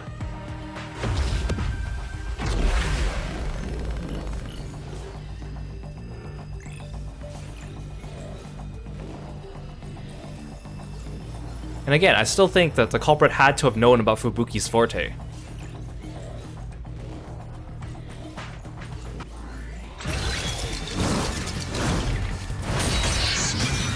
Again, I'm kind of getting tired of running around in circles with the same answers and the same information over and over again. Keep playing. Okay. Most forums have some limitations. Records show the security system was disabled an hour ago and 90 days ago. Yako was with us when the lights turned off, though. Fubuki's forte can turn back time. Well, I mean, Vivia was just about to say, how do we get past the electricity? Playing with your shit deductions. You still haven't solved the greatest mystery! Well, that's just dirty. How did the culprit get past the security? The critical lab security system was always live. There was no way to reach the doctor. The panel chamber shocks would have fried the culprit. That security system? No living human can breach it. Don't tell me the culprit is a robot. Yeah, I think I need to slash that one. But right! Keep playing with your shit, Duchess. You still haven't solved the greatest mystery! How did the culprit get past the security? The critical lab security system was always live. There was no way to reach the doctor. The panel chamber shocks would have fried the culprit. That security system? No living human can breach it! I'll slash through this mystery!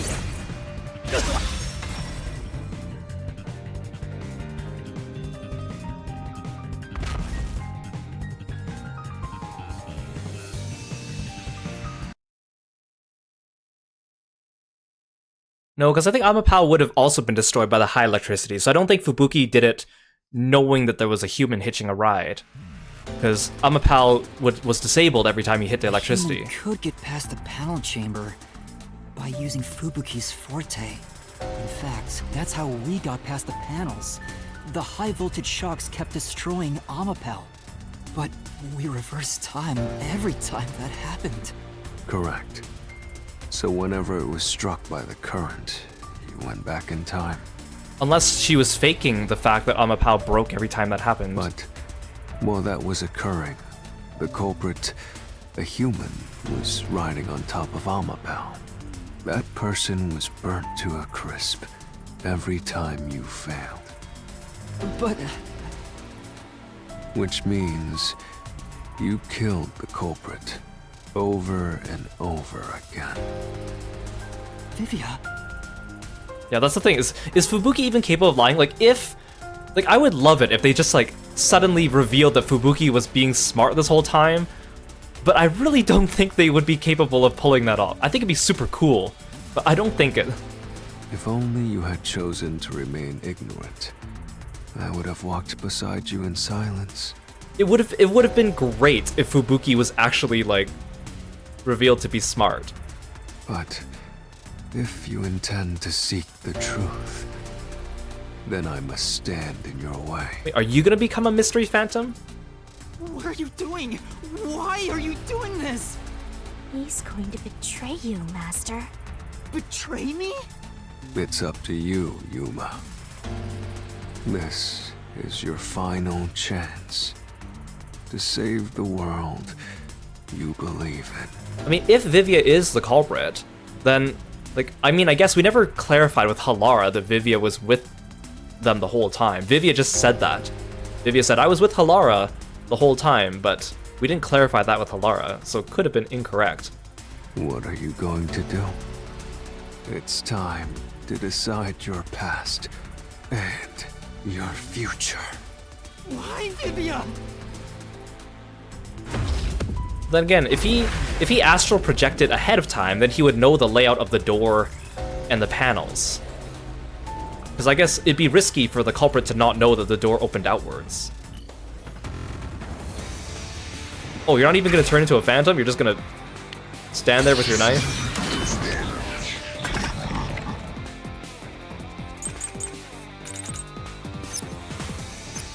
What do I got this time? Toxic gas is bacterial. Stab wounds in the back. Electrical room eyewitness. That's true. When the lights went out, we were with Yako. We were not with Vivia, so that makes him a little bit more suspicious.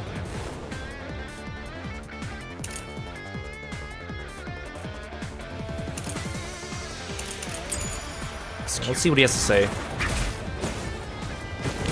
Ow. How did the culprit bypass the toxic gas chamber? It's impossible to avoid the gas. The culprit would surely die.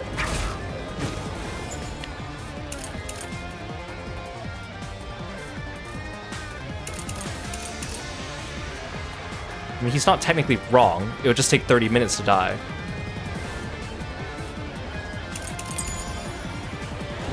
You should already know this, right? The gas is a special trait. The gas can see through even a gas mask. Because we've been investigating for at least an hour, I think they said. Can nullify its toxicity. Mobility.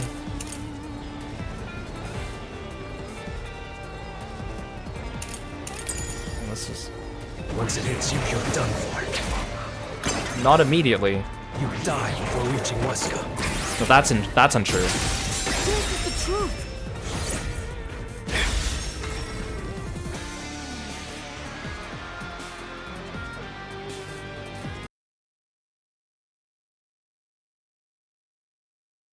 Yeah, it is kind of neat we're going against a real person for once. Better than the Phantoms, because all the Phantoms do is throw tantrums. They just make arguments and throw tantrums. If you pass through the toxic gas, you'll die. But you'll have 30 minutes before it kills you. Which means you could survive for 30 minutes. What? Don't tell me. There are no gas masks here that can block this toxic gas. And no fortes that can nullify it.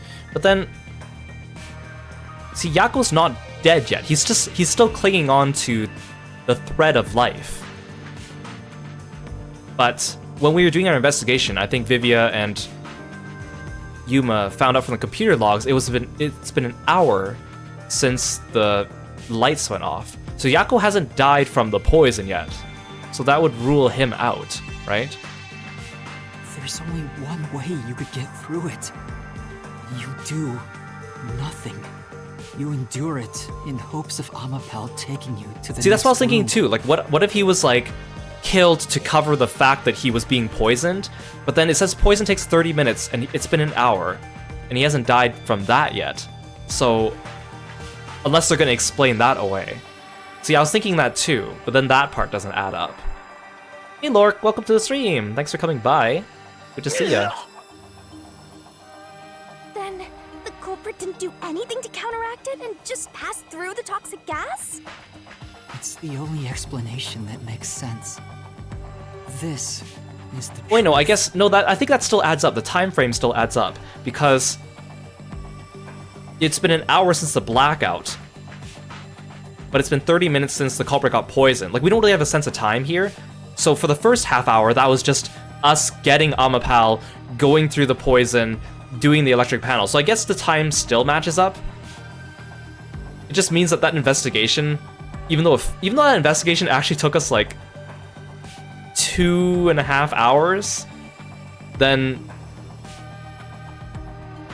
in game it was technically only 30 minutes, which, whatever, it doesn't seem proportional, but whatever.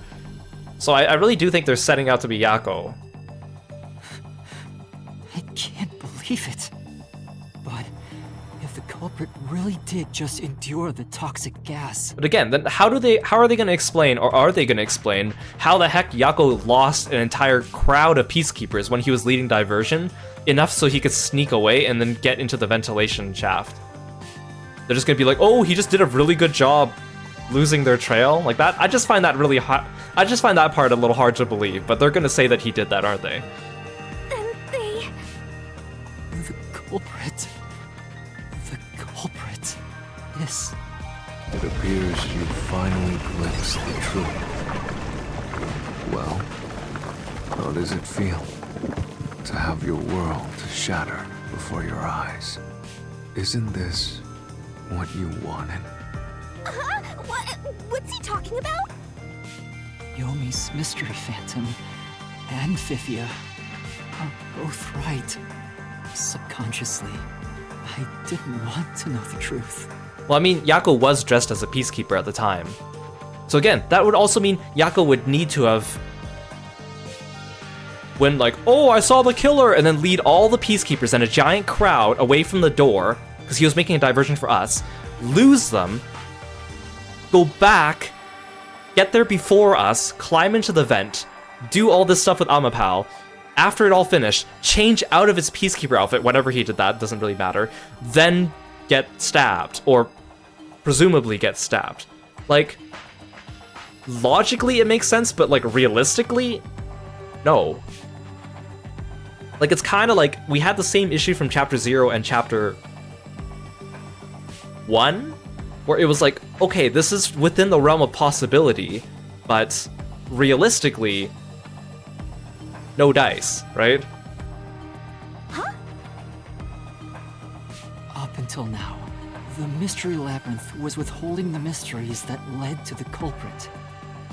And that's because it's a reflection of my own reluctance. Master, what's wrong? Do you know who the culprit is? It's the hitman, right? The truth is worthless. I mean, it's not only that no one would be insane enough to commit the crime in this way, it's also there's so much room for error. Like, even outside of the not getting shocked by the panels because knowing about Fubuki's forte, like the whole, like, leading the diversion, losing them, getting there before us, climbing the vent. There's so much, like, random chance involved with that not only would someone have to be insane, but also, like, surely they could have come up with a better idea. Like, even like back in chapter 1, when they talked about the closed room, about how the culprit had to have thrown the key and then landed right beneath that body with only one chance to do so, and then drop the body on top of the key. That would only take one chance, and the culprit would not have had a chance to practice that shot from that location with that key from that tiny little vent slit. Like, realistically, it just makes no sense for them to have done. Or, like, in the first chapter, they kept talking about how all the peacekeepers were in on everything, but then they made this elaborate murder to frame Yuma, when they could have literally just killed everyone and then blamed the dead Zilch corpse and then said he died in prison. Like, there was no need for them to overcomplicate that. So, like, logically it works, but realistically, would it work? No, right? Like, yeah, he could have been like, he could have pointed somewhere else and pointed the crowd, and maybe, but, I mean, even just looking at the map, like, the map of the lab is just a figure 8, right? No matter which direction he would have pointed them all in, there's no way he would have led them away from us and also cleared a path for him to get to the vent at the same time. Like, logically, neither of those makes sense. But I feel like they're just gonna gloss over that part and just say that he did that without explaining how, because it's just easier that way. But it just seems like there's still logical plot holes here that are just not as important to address. And yes, Yomi looks like he's trying to be Kefka. Nothing has less value in this isolated, rainy city. No one wants the truth. Not even you! Now, rot away and die right here! No one will get in my way! Kind Lord Amaterasu! Yeah, he also kind of looks like he's from Shin Megami Tensei, doesn't he? Well, thank you for the stretch, Kieran. You guys make sure you take the chance to stretch as well while you're at home. They both belong to me!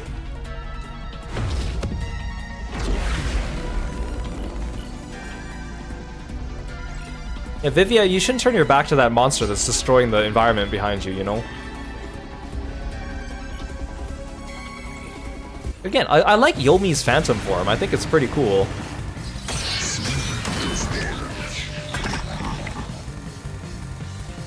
Oh, Vivia's over there.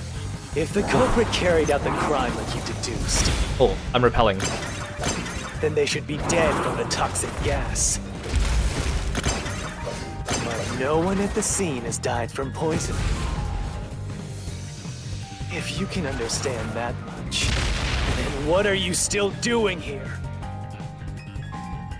You're right that no one in that lab died from that toxic gas. Yomi kidnapped Vivia like Dulcinea. But that was part of the culprit's plan from the beginning. They planned to distort the facts of their death. Like, again, yeah, you're right. You're absolutely right. If more phantoms were interesting like this, I'd be more interested in seeing, like, oh, I wonder what the next phantom looks like. Because all the phantoms just look like, hey, let's take this one character, put death metal paraphernalia on them, and then give them a couple rainbow streaks for good measure. I want more of this. Yuma, are you sure you want to face the truth? Your world will fall apart. The world that you believed in. So that means maybe the real Fink the Slaughter Artist was the one who turned off the lights. Because obviously we know Yako could not have been working by himself. Your deduction is wrong. Don't disturb the peace. It's not even worth debating. Is this the best you can do to refute it? Just give up and die! Give me something to repel. Oh. With this, I'll expose the truth. It really does look like he was taken over by Dulcinea over there. The culprit misrepresented their death by using the hitman. The culprit realized their plan would be exposed if someone in the lab died from toxic gas. So they used the hitman to cover up their own death. Use the hitman? Meaning, the hitman wasn't hired to assassinate the doctor. They were hired to cover up the culprit's death by toxic gas. Huh? The hitman's target was the culprit? Not the doctor? But the doctor was stabbed by the knife with the inscribed F. Doesn't that belong to the hitman? All you would need is a similar knife. The story of Fink the Slaughter Artist using a knife inscribed with the letter F is well known. Nah, we leave it alone until we receive further orders. Did you see the knife stuck in his back? It's the one that Fink the Slaughter Artist uses, right? I've heard about his knives inscribed with the letter F. Yeah, it's definitely Yako. So it was all a ruse? The real culprit made it look like the hitman did it? Stop. Yomi, why do you care so much? Do you have something going on with Yako? Stop! You useless garbage! And again, how does this help us in the real world though? Even if we solve the mystery, then how does this help us when Yomi's pointing guns at us? Yako's new right-hand appointment. Oh no. Also, here's another question. If Yako, let's say we didn't solve this mystery labyrinth in time. Let's say that we activated it a little bit too late. And then let's say Yako died from the poison. Then would the mystery labyrinth still exist? Because there's still a mystery, but there wouldn't be no culprit to reap. So, like, how does that work logistically? I think the labyrinth would still exist, but then what happens after? To hell with detectives and the truth! I won't let you have your way in my city! There is no real culprit! Dr. Wesker was killed by the hitman! But I mean, I guess we're just gonna get saved by another Deus Ex Machina, because that's what happened every other time we solved the Mystery Labyrinth. The Mystery Labyrinths have been kind of useless in every single chapter, so maybe chapter 2, it kind of saved us, only because Martina's stupid. But everyone else, like if we didn't do the Mystery Labyrinth in chapter 3, then it would have been a better ending for everyone, because Icardi got caught anyways, and he would have been alive to confess it. Huh? What's going on? Who's the real culprit? The real culprit. Shinigami, now you're being the stupid one. The real culprit is... The time has finally come, Yuma. What are you still doing over there, For Vivia? you to acknowledge what you've known all along. If the tiny crack spreads any further, the mirror will shatter, exposing the chaos of the real world. Now, Vivia, let's go back to you for a second, because you're not innocent either. So if, let's say you knew this whole time that Yako was the culprit, right? Then what good would have stabbing me have helped you? Yeah, sure, you didn't want me solving the case, you didn't want me exposing this, but then if you got up and stabbed me, like, how does that help anyone? Knowing this, will you still expose the truth? I know they're just trying to use Vivia as some kind of vehicle for Yuma's character development, but Then it's not working. show me your conviction.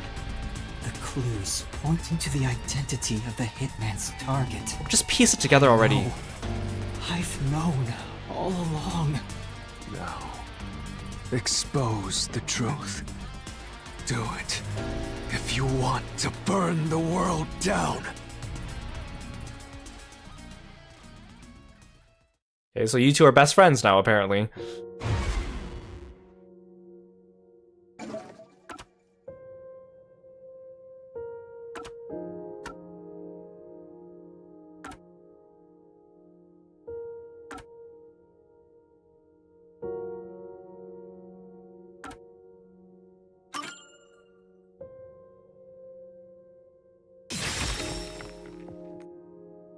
The bloodstained photo found in the hallway near the lab. There was a person pictured with a woman. Yeah. Them being like, you must known all along, and Kiro, I have known all along. That was the hitman's target. The real culprit behind this case.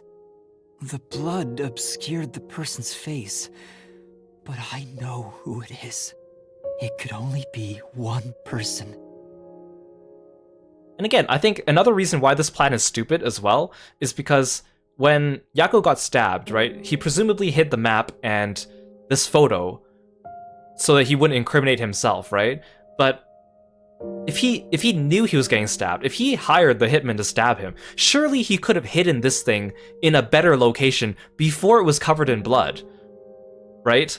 Like, he chose to hide this right next to where he got stabbed while it was covered in blood, leaving a trail towards it. Unless he wanted us to catch him, which then would undo all his efforts. So, like, this thing is just too convenient. He should have hid it somewhere else. Or what if he just didn't bring it with him? If he knew that he was going to be offed and this would be incriminating, why didn't he just not bring the picture with, like, whatever.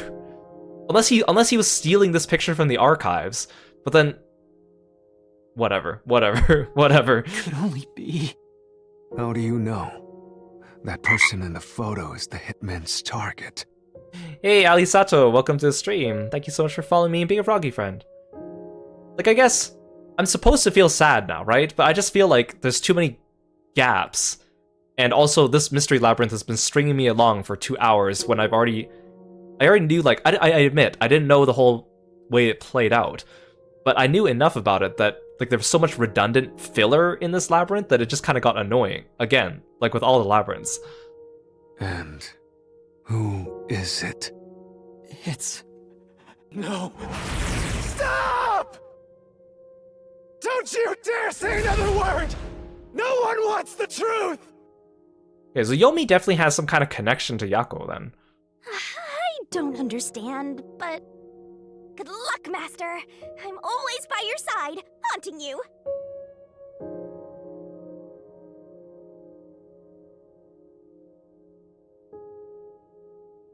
Kiro, stop, you're gonna hurt your brain trying to logic the case.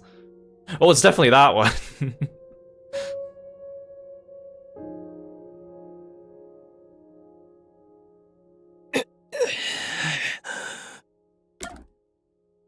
I mean, even in the picture, you can see a tiny tuft of blue in the top of the red. It's definitely this one.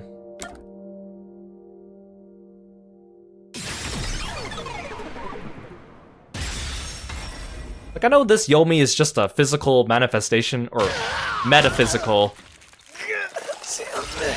manifestation of the labyrinth and, I guess, Yuma's uncertainty and all that stuff.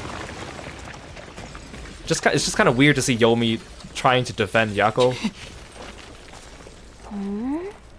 Unless the Phantom was like half Yomi and half Yako. That might actually be the case. Yako. Because you know how he was split in two? Maybe half of him was Yako and half of him was Yomi. Like, the straight-haired part was the Yomi part, and then the crazy hair part was the Yako. I guess I am just thinking about this a little bit too much. Maybe that's why the boss didn't look that much like Yomi. Huh? Why? Why is Fuzzhead here? That's why he wasn't a metalhead Pride Month monster. That's why he didn't look like it, just so that they could hide the fact. Chief Yako was the only person attacked by the hitman in the lab. In other words, the Chief was the hitman's target. But Chief Yako tried to hide that photo by tossing it behind the houseplant. Which again, why did he even bring the photo with him? And why did he toss it after he died instead of before? I don't get it. He hid it knowing it'd be an important clue. And that's because the person in the photo is Chief Yako himself. It was given to the hitman so he'd know his target. And the Chief tried to conceal it. Which means the blood covering the face on the photo was likely done on purpose. Or he could have just not brought the photo. Or told the hitman to take it with him. Or hid it somewhere before he got stabbed so that he didn't leave a trail to it. Hold on, Master! But no, that doesn't make sense too, because if the hitman brought the photo, why wasn't he ordered to take it with him? And why did the photo have 2 people in it? I mean, the other person in the photo is probably going to be revealed later, but then there should have been explicit instructions like, make sure you take this photo with you after you killed this person. Like, why would the hitman leave it at the scene of the crime? His calling card was the knife. It makes no sense for the hitman to be leaving the photo. Are you serious? You're really saying Fuzzhead is the culprit? The only purpose it served was to give physical evidence to Yuma. Really? I don't buy it. You think he actually put together this elaborate murder? He's knocking on death's door just for this? It just makes no logical sense for this photo to even be at the scene of the crime, other than to be a plot contrivance for us. I don't want to believe it either, but there's no other way. Don't forget this stuff. Battle with Vivia. What did Yako send the threat to make? The anemic vampire is going to throw questions at you back to back. Press the correct answer when you think you got the correct... Oh, okay.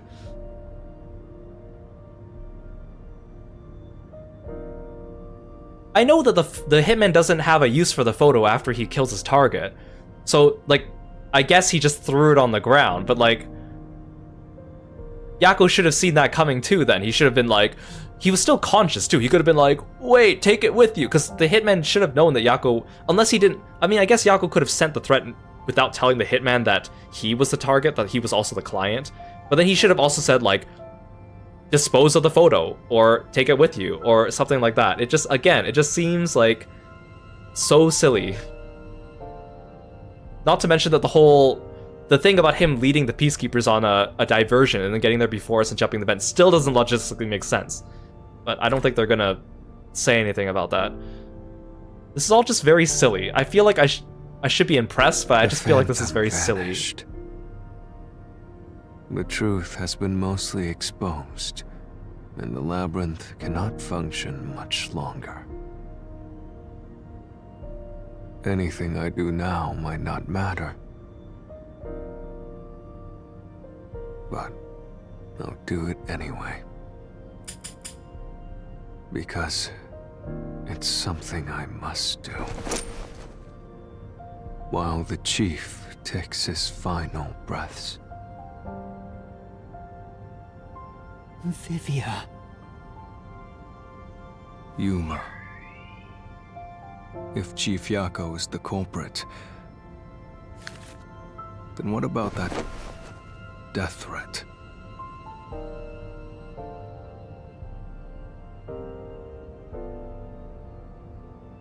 Why would the Chief send it if he was the killer?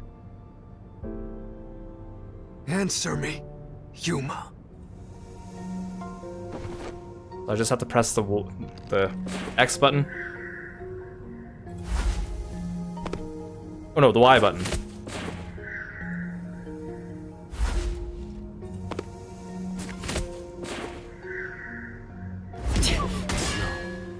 That's not the reason. Those are the only 3 choices? Okay.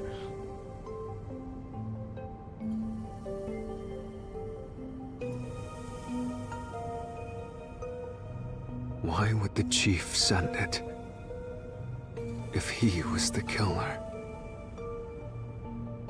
Answer me, Yuma.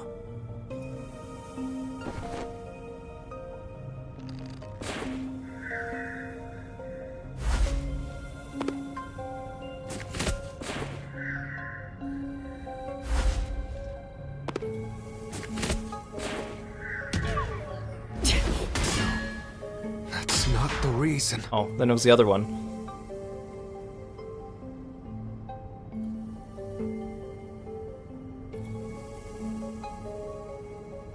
Why would the Chief send it if he was the killer?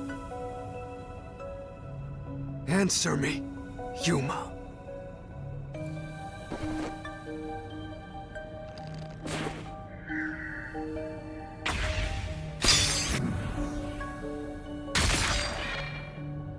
Also, again, For a box cutter like that, you shouldn't be extending it that far. It's meant to be segmented and broken. Everyone would believe the doctor's life was in danger, which was necessary for this sequence of events to take place.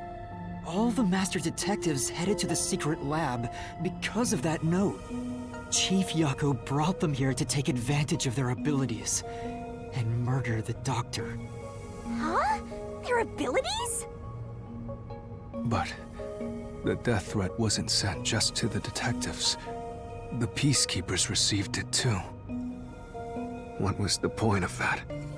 Why put them on high alert? What is the truth behind it all? Okay, what are our options?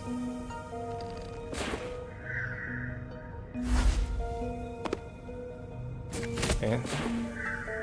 Incite chaos. Chief couldn't have been thinking about that.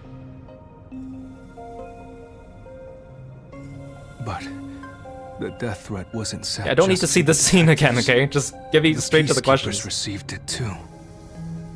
What was the point of that? Why put them on high alert? What is the truth behind it all?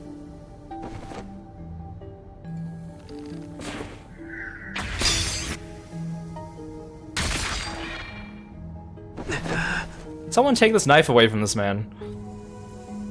The note was sent to the peacekeepers because they were also part of the plan.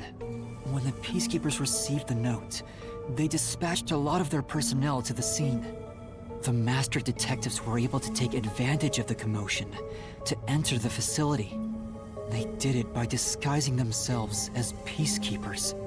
It would be convenient to have a lot of peacekeepers around if you want to get into the lab disguised as one.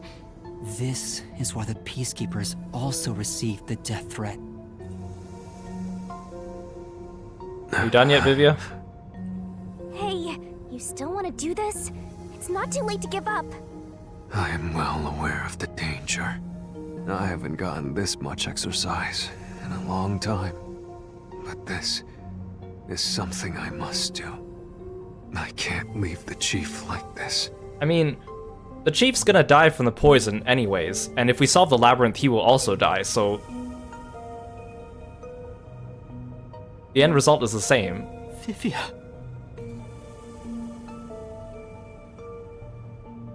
Let's continue, Yuma. So, everyone disguised themselves as peacekeepers and entered the lab. You were already at the lab, and that's where you met up with the chief, right? Yes, but we decided to split up after the blackout occurred. Yeah, see, the issue is, if you speed up, then also things get really hard to dodge, and also you might miss the stuff, like the options coming at you, which is kind of annoying. Wait! That blackout should have caused a commotion. If we leave now, the peacekeepers will see us. I knew it. This place is crawling with them. What do we do? I'll draw their attention to buy some time. In the meantime, you two hurry to that doctor. The chief said he'd buy us some time, but he actually went and hid inside the airlock. But again, we went almost directly to the airlock. Blackout part of the plan. So the one who caused it, was that also the chief?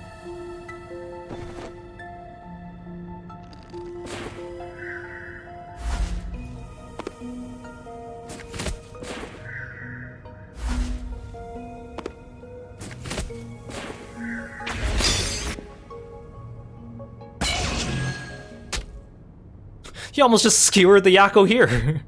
The chief was with me in the security room at the time of the blackout. It's impossible for him to have caused it. So the only person it could be is the hitman. It must have been part of the job. He instructed the hitman to cause a blackout at a specific time. But why? It made us think the doctor was in danger, so we'd go check on him. We used Amapal and Fortes to get through the tight security system. And also, like, I remarked at the time how stupid the peacekeepers were, because I know we know the peacekeepers are dumb, except when Yomi's around. But like, you know, when there was the blackout, you think that some of the Peacekeepers would already be rushing over to check on the doctor anyways. Even if Yako came out and was like, I see the hitman, and led a bunch of them astray. We were on the opposite side of the lab, so he would not have gotten all of them by voice alone. He would not have been able to lead all the Peacekeepers astray from the scene. There should have at least logically been even the possibility of another Peacekeeper still hanging around near the doctor's entrance. But it just happened to not go that way because everything's perfect in this game. Chief Yako had it all planned out from the start. Yeah, see, I'm also not experiencing much emotion from this scene. I know the scene's supposed to be kind of impactful, but like, one is like the very intense roundabout way that they're going about things, and also like I love how vague they like to keep things about this whole idea of like truth and justice and whatever.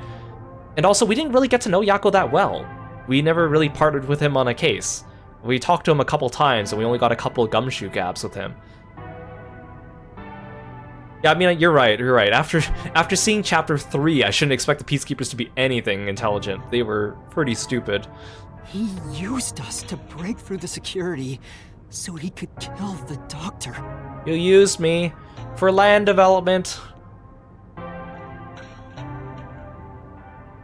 Do I still have to do the stupid fortress running minigame? So, Master using Amapel and the Sheltered Skank's time rewinding ability at the panel chamber? That was all part of Fuzzhead's plan? The only way to get past security was to use both Amapel and that Forte. The Chief knew we'd figure that out. I think it's more like he trusted us. Imagine using the Fortress Run minigame against Yako's unconscious body. He trusted that we would arrive at that conclusion. I'm counting on you both. See you later. Trust? How could this be a trust thing? He was clearly taking advantage of you all. He gathered the master detectives using a fake death threat, then used their fortes to commit murder. What a scumbag! He used you all to get away with murder! Out of all the criminals I've ever met, he's the worst coward of them all! Master, grab that coward and... Enough!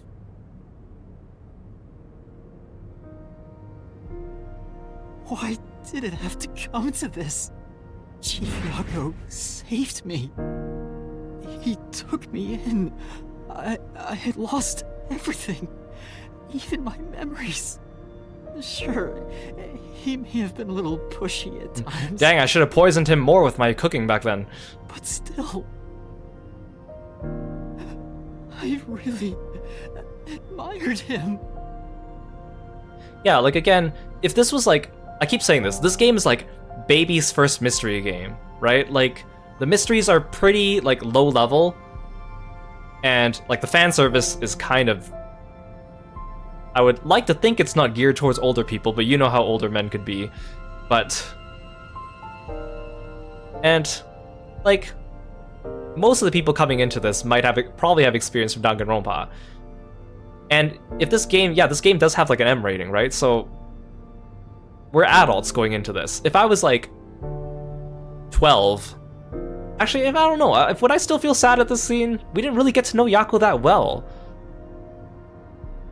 So, why?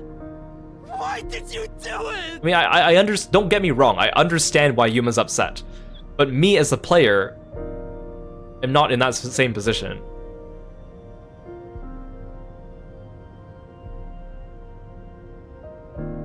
Is this about the woman in the picture? Chief, please tell me, or There's no point in asking. That's just a mystery phantom.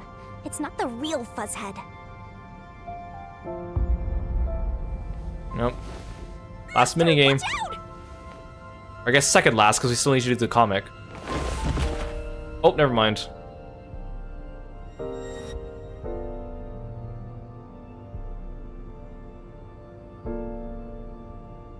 The phantoms are a reflection of the same people in the real world, right? See, yeah, they probably intended it for it to be impactful, but they just executed it poorly, which again baffles me because Danganronpa 1, 2, and 3 were full of emotional moments for characters that you knew for even shorter periods of times at times. You would think they would have carried forward that ability to evoke emotion and the ability to write good mystery into this game, and it just, neither of those things carried over. Which means he should hold the same thoughts. The photo behind the houseplant.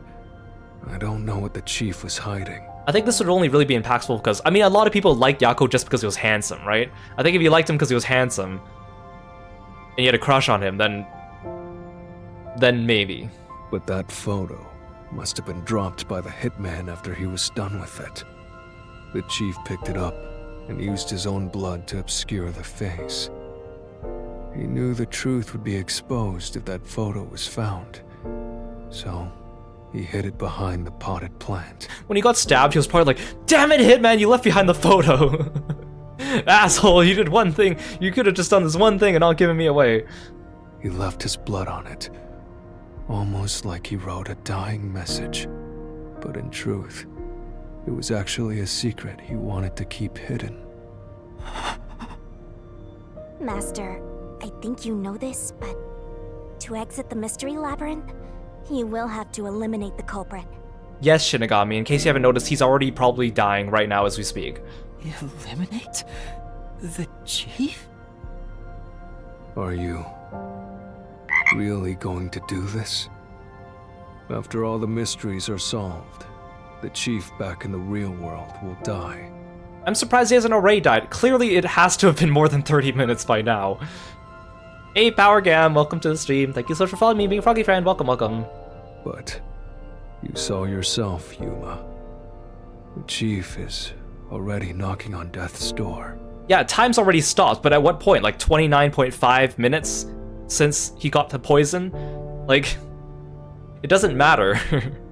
Will you still bury him in the name of truth?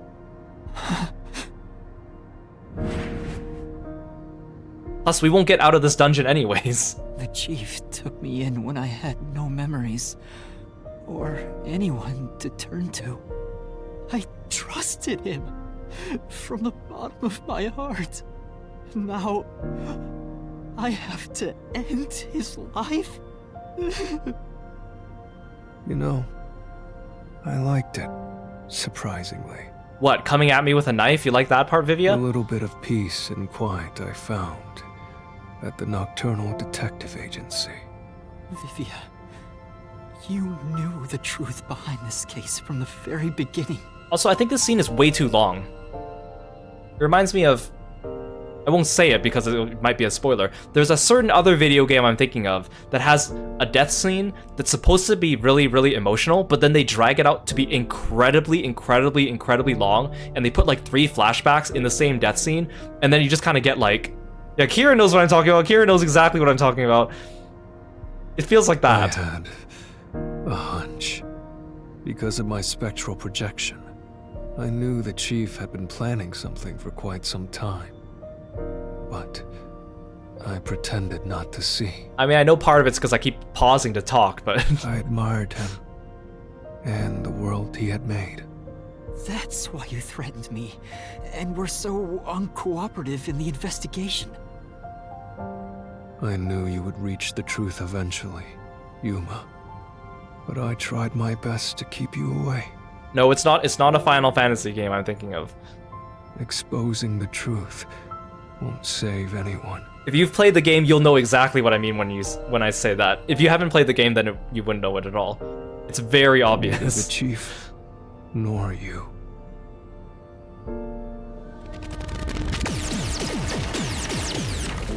Well, I think Aru might know. You've already come this far. You've got to finish this. What'll happen to the other master detectives if you die here? Didn't you say you wanted to expose the truth and save everyone? And again, he's gonna die of the poison anyways, any minute now, so... Yeah. You told me that the time would come when I'd have to prove my conviction. The conviction to accept the truth, no matter how cruel it may be. Now is that time, isn't it? Yes, and yet you intend to continue. If you're prepared for it. Hey! You better not get in Master's way again! Oh, are you gonna be the one that summons the fortress? Yuma, do you remember when the Chief's soul called out to us? Huh? Yeah, the truth is cruel. Never in history has the truth been known to be kind. Also, I like how they just randomly put in this one moment where Yako's dying and then astral projects his ghost just to give us an encouraging message. You know what? Turning your eyes away from the truth and living a lie is harsh too. In the end, you can never look away from the truth. As long as you live, you must face that pain. So really, what's the point of worrying so much about it? When you're lost, believe in your own heart. That way, even if things end up all wrong, at least you can stand proud. I always averted my eyes from the truth. For my own sake. My own peace and quiet. But I could never say with confidence that I was proud of myself. In the end, I was just running away from everything. Hey Vivia, this isn't about you and your character development, okay? That's why I entrust this to you, Yuma. Entrust what? You signed a pact with the Death God and your desire for the truth. I want to see your conviction. As long as you don't stray from exposing all truth, I believe you'll be able to face it, cruel as it may be. I want to see it through to the end. It's why I followed you here. No, you didn't have a choice. You got dragged into this dungeon without a choice, and then we told you if you stayed at the entrance that you would just die, so you had to come with us. In that sense, we're accomplices. If you must bring down the chief, then I will lend a hand. Okay, good, finally. An assistant that has some balls to take responsibility with me, and also tried to murder me, but we'll just ignore that, I guess, conveniently. I won't avert my eyes any longer. I, too, want to live with my head held high, because I, too, am a detective. So we Gucci now, Vivia? When you're lost, believe in your own heart. That way, even if things end up all wrong, at least you can stand proud. I understand, Chief Yako. Also, I like how this entire scene, Yako hasn't said a word. It's just been Vivia talking. Thank you for everything you've done for me.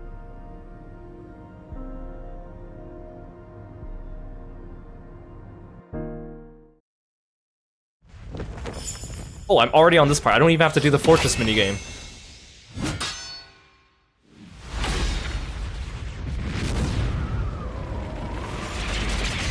Well, that's good. Then I don't have to see Shinigami grow gigantic and try to swallow me whole.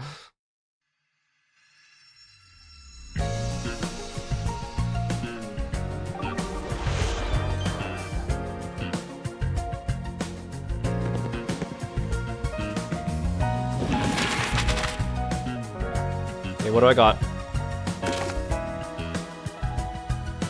I have the knife, I have Amapal, I have the intercom. Where's the secret lab located? I don't have that, no.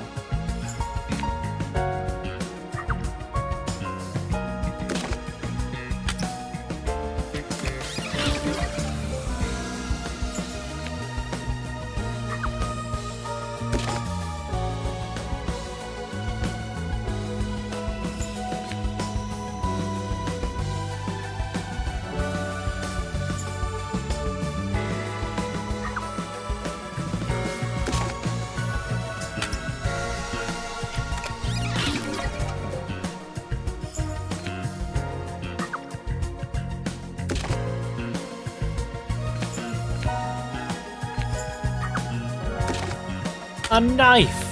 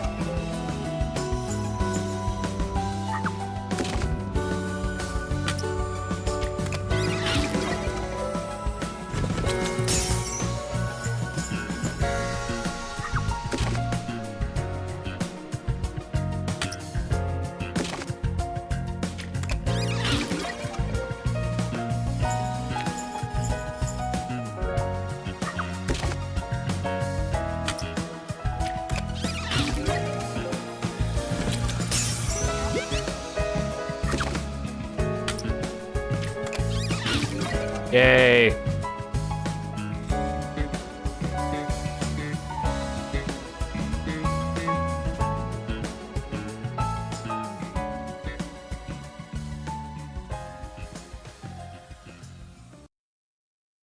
right up, step right Yeah, way to ruin the mood again, Shinigami. Peacekeepers, a CEO, a research doctor, a hitman, and master detectives. 2 dead bodies, but lots of shady characters. Shinigami, can't you just be a little bit respectful towards Yupa's feelings now and not say it so happily? I'm just saying. The victim in this case is one Dr. Weska. This incident features a sinister and meticulously detailed plot centered on the doctor. The old geezer was holed up inside a lab at Amaterasu HQ. He was a total hermit in the critical lab with a totally overkill security system. The culprit made thorough preparations beforehand to break through that system. Boom killing a shut-in is hard work. The humane thing to do is to reintroduce him to society first. Yeah, with that out of the way. Posing as a hitman, the culprit sent a death threat to the Peacekeepers, the detective agency, and the research lab. At the same time, they contracted a real hitman and had him infiltrate the research facility. They spilled the beans about Gramps being in danger to lure both the Peacekeepers and the detectives to the lab. You see, the Master Detective's presence at the scene was an indispensable part of the plan. It was how the culprit gained access to the research facility, after all. The hitman infiltrated the lab exactly as planned. And we arrived with Mikoto at the same time. Stuff went down, blah blah blah, and Master got locked up by that Yomi guy. I was rescued by Desuhiko and the culprit, who were disguised as peacekeepers. With the real peacekeepers rushing around, the culprit took advantage of the turmoil to sneak into the lab. But after catching up with them, the power suddenly went out, separating the culprit from the rest of the group. The blackout itself was caused by the hitman, right? And getting separated was all part of the culprit's plan. Again, if Yako came up with this whole plan, right? He obviously knew that we would all get caught afterwards, and he'd just bite the bullet. But then, like, I guess that goes to the question, did he actually care about us? Were we all just pawns? Did he not care if we all got caught by the Peacekeepers at the end? They're probably gonna pull something like, you know, reveal his motive and make him more empathetic, and then reveal that he thought of us all as a family or something like that. But the fact remains, he also still put us all in great danger. Right. They used the blackout as an opportunity to hide in the vents in the airlock chamber. Afterwards, we headed to the critical lab to check on the doctor's condition, just like the culprit directed us. But since that lab used a separate power supply, nothing strange had happened. This whole the doctor's in danger spiel was an act, huh? He made a fool of you, Master. What a dick! And then also, this also hinges on him knowing that Dr. Weska was going to do his fake plan to escape. Because I mean, it was probably a good gamble, but let's say if Dr. Weska did not take that bait, then where would that leave us as well? Like, nothing. But then, someone attacked the doctor while we were trying to talk with him over the intercom. Like this part. We had to get into the doctor's lab. But that time, the old geezer was playing games with us. And he even tried to kill you and the others with a trap! That bastard wanted to use your dead bodies! He really got you there, Master! I don't see why you're so happy about it. The doctor's sham made the case even more confusing. Even if we tried to get to the doctor, the critical lab was guarded by tight security. And also, again, this doctor's pretty stupid. If he was trying to lure us in so he could kill us with the traps, surely he could have at least put on his hearing aid for a little bit, or at least turned his face towards the door, or his desk towards the door so you could see, just in case something happened. The only way through was by using an Amapal. Because this all started because he instigated it. Emerging from their hiding place in the airlock vent and jumping onto the robot's head. All aboard the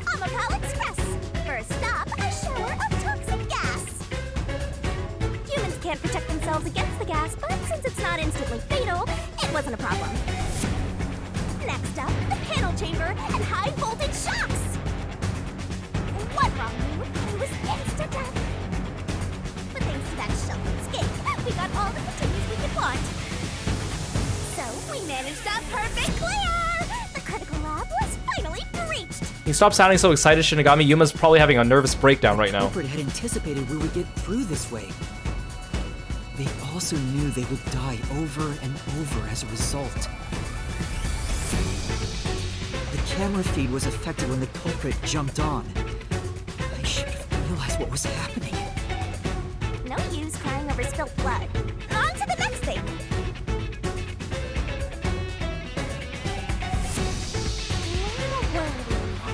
Oh yeah!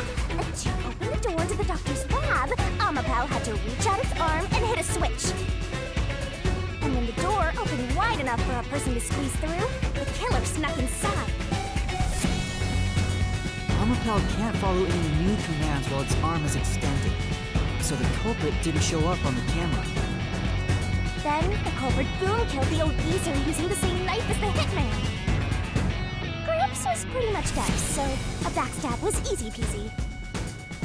Then, the murderer tried to leave the room before Amapel entered. But they knocked the robot over on the way out. This shot is just so funny. They then went back into the airlock chamber vent to wait for you and the others to go by. We entered the critical lab and found the doctor's body. The culprit used that time to get out of the vent and head for the hallway. That was when they were found by the hitman. And stabbed. They'd already been in contact with the toxic gas, so death was inevitable. However, dying by gas would expose them as the doctor's killer. Also, here's another question. If Fink was such a good killer, right, why'd he leave him with a fatal wound that did not instantly kill him? Unless he was instructed to. Which in that case, why wasn't he instructed to keep the photo then? So they hired the hitman to kill them, thereby concealing any involvement.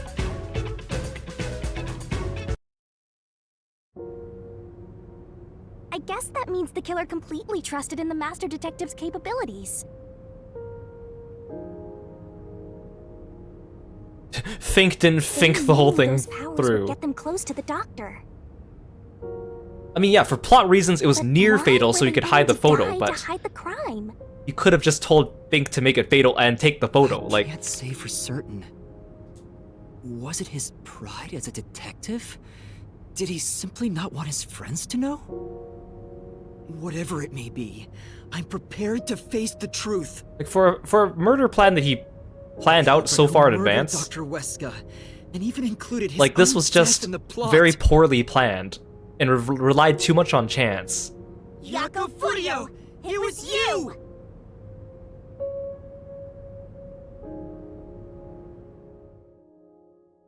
Yes, the photo bothers me, because it's such a stupid plan.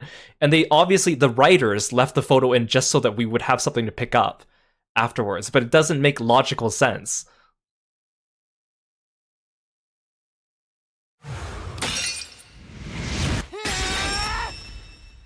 I will expose the truth.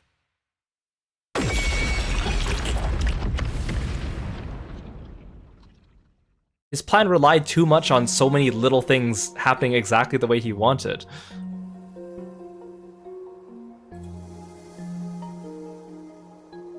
But why? Chief Yako, why? Why didn't you ever talk to us about this? Why did it have to end this way? Because he used you for land Why development. didn't you tell us? Is this really what you wanted? Can you even hear me? It doesn't matter who it is. Exterminating the real culprit's soul and destroying the mystery labyrinth. That's why I'm here.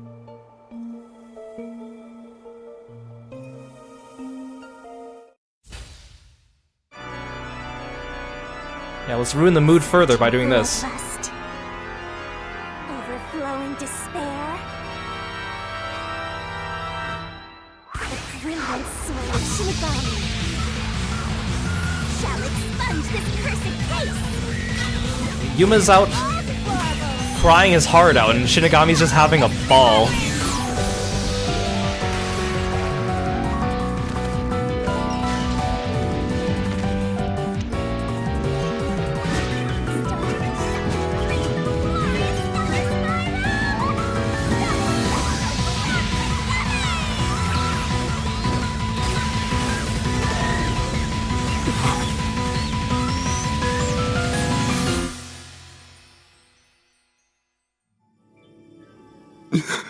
Ah, yes, because that makes everything better.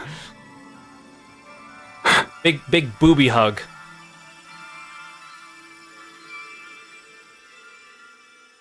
And you see, another reason why... Sorry, I keep bringing this up. The other reason why the photo bothers me too much is because all the mysteries from Danganronpa 1, 2, and 3, yes, there were tiny plot holes here and there, but like everything was meticulously thought out.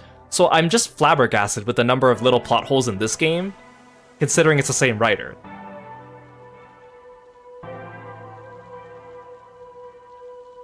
Master's naivete must be rubbing off on me.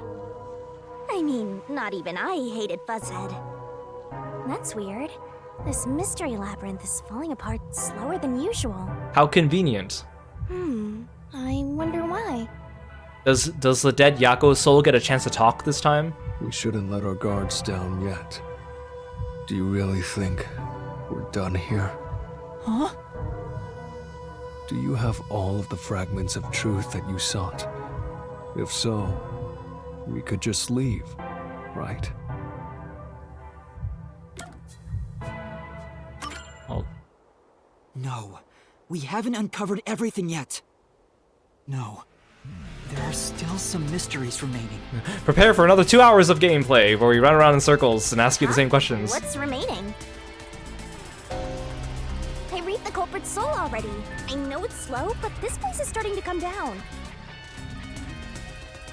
Okay, here, I'll entertain you, chat. To a culprit of murder, is it more important to commit the murder, or is it more important to not get caught after the fact? And obviously, in this point, you know, it's a little bit different because of the way it's kind of working out to be. Maybe it's not directly related to this case. I don't want to leave any questions unanswered for Chief Yako's sake. Please. Oh boy. Help me, Shinigami. Oh, fine. I can't say no to you, Master.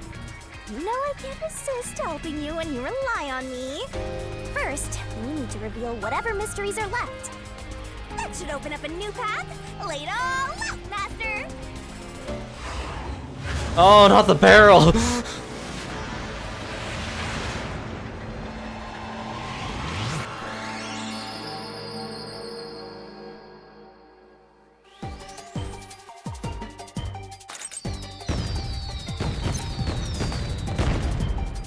Are you ready to play the The remaining mystery is Dr. Weska's... What letters do I have? Tick tock, tick tock.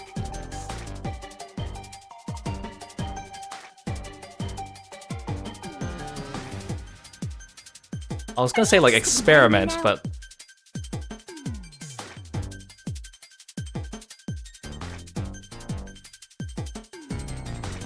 That's right.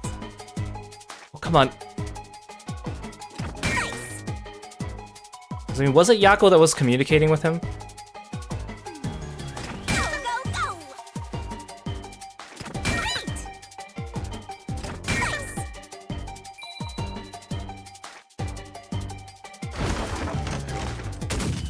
Do we really need the barrel for this? Wow, we even got a butt shot that time.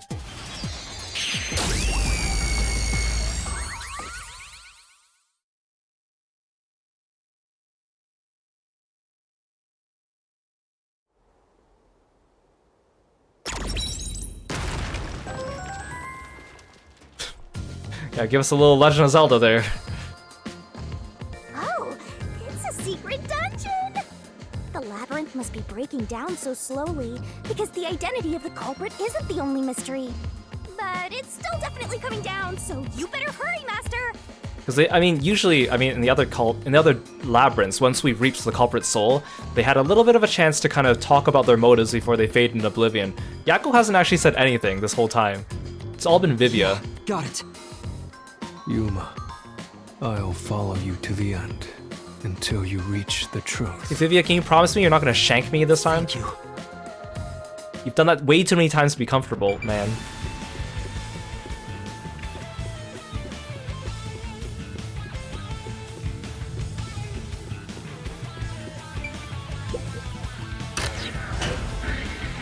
He wants to be my right hand now.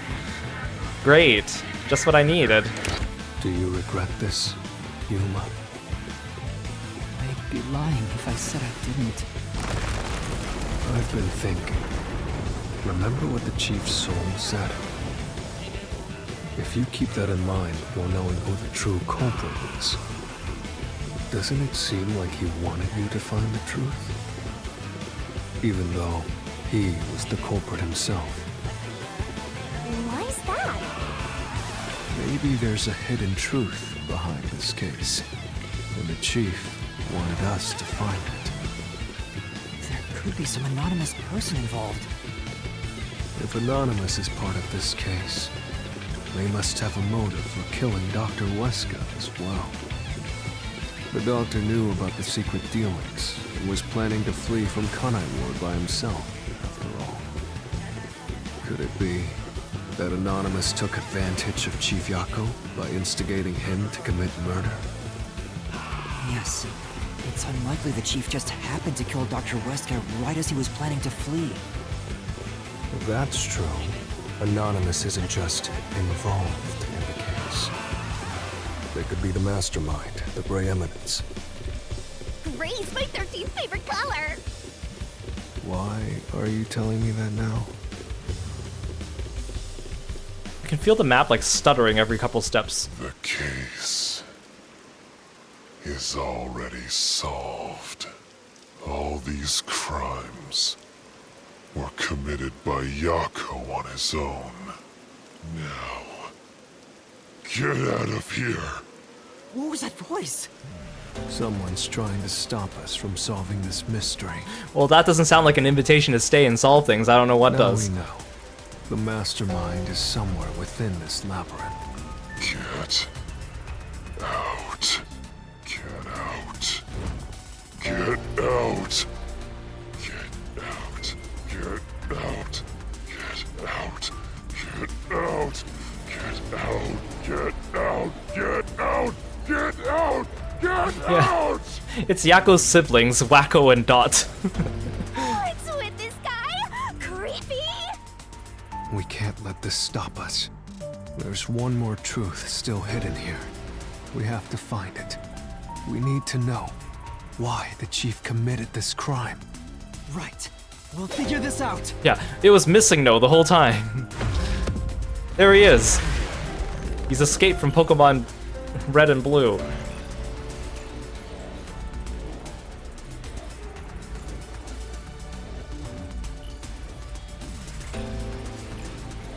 And again, I know I should be like wanting to find out the mystery here, but I'm kind of bored.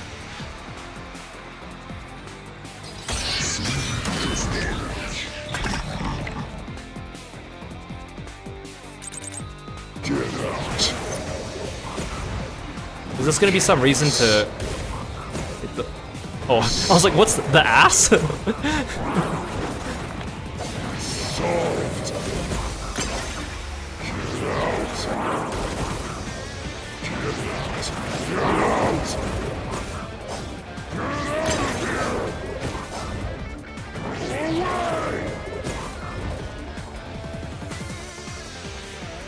Damn. Get him. Get out. The case solved. Solved. That claim doesn't hold up.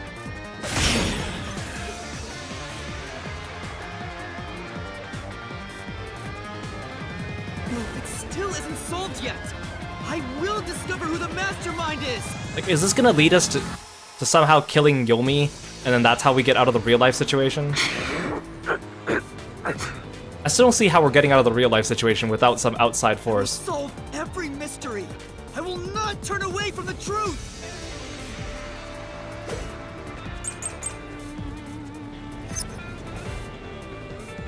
Because again, Yomi was the only person that could have gotten this map. Because it was in that room that he only has access to. Nako's the culprit. Everything is done by Nako alone. He hired being the slaughter artist. There's the murder weapon. Oh no, ah. He even killed the doctor. Nako acted alone. So what about this Anonymous? Even if they do, you'll never find out who they are. There is nothing connecting Yako to Anonymous. Let's slash through this mystery. I keep forgetting I should have like the shield ability too. Chief Yako tried to hide this floor plan along with that photo of himself. It was strange for him to have this in the first place. This is the link between Anonymous and the Chief.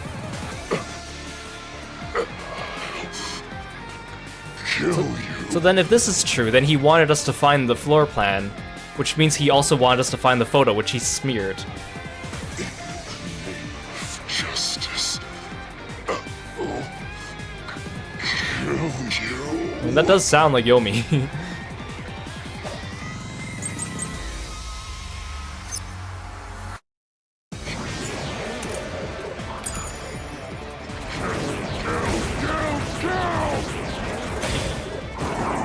These dance moves. Anonymous doesn't exist! Yako wanted everything! Who cares about some map? The map, the map.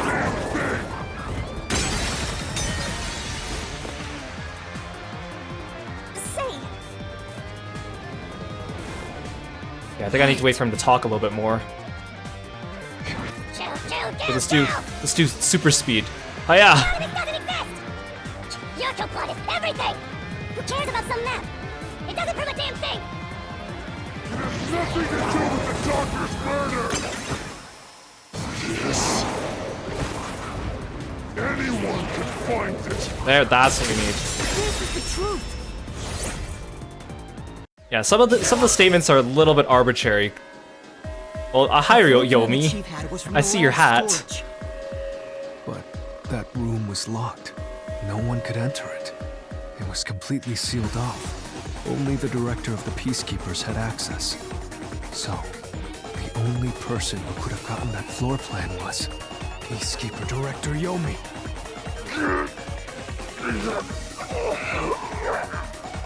The anonymous person who gave Chief Yako the floor plan and pushed him to commit murder was... you! The director of the Peacekeepers! Yomi Hellsmile!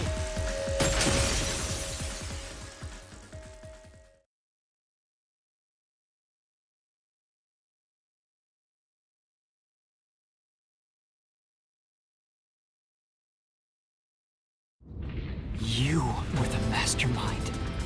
You were pulling the strings from behind the scenes. You instigated the Chief to commit murder! I never thought someone as empty as me could feel so much emotion. This is the first time in my life I felt this angry. So like, then this might explain some of the plot gaps. Like if Yomi specifically told no one to go check on the doctor or block his room so that Yako would be able to go to it. But again, how much of this did Yomi puppet? Did he know all of Yako's plan, or did he just know that Yako had a plan? How did you do it? What did you do to drive the Chief to murder? Answer me!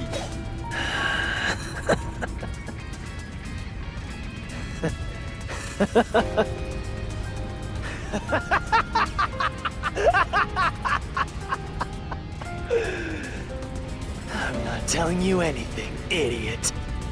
Huh? So what if you figured it out? Who cares? It's too late now, you pathetic ingrates. Everyone died just as I planned. Now no one can stand in my way. No one can lay a hand on me. And okay, here's the other thing. Sorry, to play devil's advocate again. So Yako didn't actually know that Yuma solved a lot of the previous mysteries. Like, I guess he knows that we solved the Academy murder. But he doesn't know that we solved the Nailman. He doesn't know that we solved the flooding incident and the terrorist incident. He doesn't know that we solved the Amaterasu Express thing. So how would he be depending on Yuma to solve the case if he didn't even know that Yuma was a good detective? Or that he doesn't know that Yuma reaps the soul of whoever he catches. So if he wanted us to catch Yomi, he would not know that we'd be killing him afterwards. You should be grateful. I'm cleaning up this city. I think we're giving Yako too much foresight here.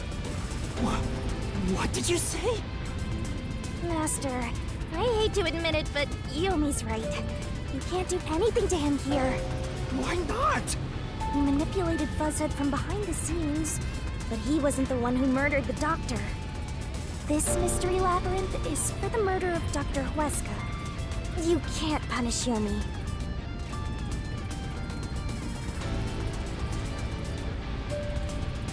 But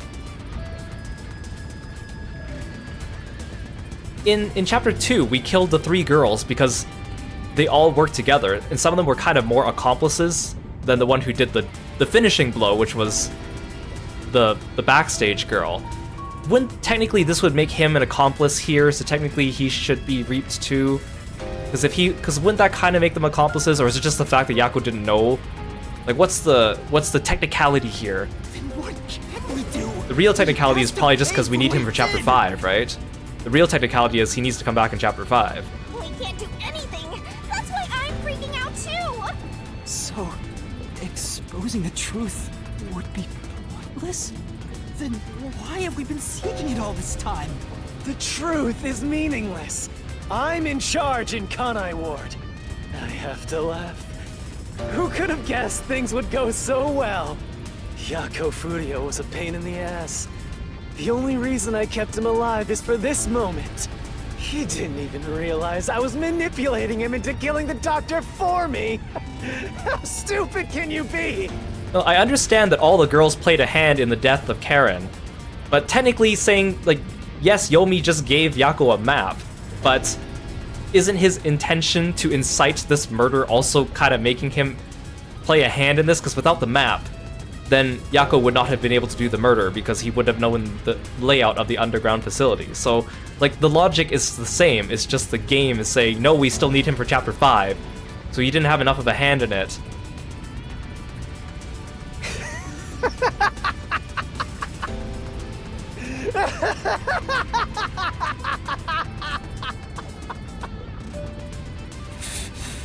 You'll pay for this. Master, time's up. The mystery labyrinth is about to be destroyed. Like, I understand the reasoning, but I'm not buying it. If only we had found out what he was up to sooner, we might have been able to stop him. Still, I should be able to bring this memory back into the real world. Oh, I'm not sure if it'll help, but I'll interrogate him once we return to the real world. Okay, devil's advocate, you give your friend a map, your friend uses it to commit murder. Should be punished. If you gave your friend the map with the intention of, hey, here's a map to a specific location where you can go commit murder, and this will help you in your murder, and I know I'm giving it to you because I know it will help you commit that murder, and I know you want to murder that person, that does make you complicit in the murder. But if you're just like, hey, I found this random map on the ground that I don't know what this is of, here, I'm just gonna give it to you for a random reason, then that would be different. But again, the rules are written in this way so that we could just have him come back for chapter 5. It doesn't matter. I'll cover it all up. Because it's not like he gave him the map randomly for no reason. He had a reason for it, which was to do the murder. You're all nothing but scum beneath my feet. I'm untouchable. Like, if you, let's say, you worked at a bank, and you had a map of the bank's interior layout that is not available to the public, and you gave it to your friend, and then they went and robbed that bank using your map, then yes, that would make you complicit in what they've done. And now, I'm gonna dispose of you like the trash you are!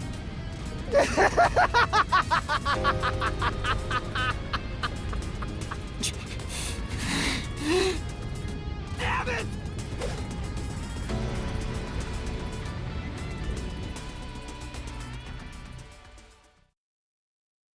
So who's gonna run in and save us from getting shot this time?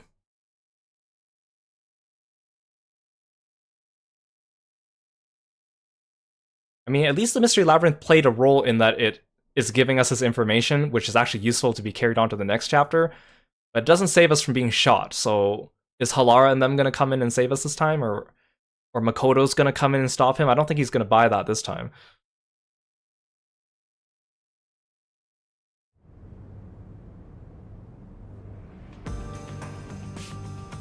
Hey, hurry up!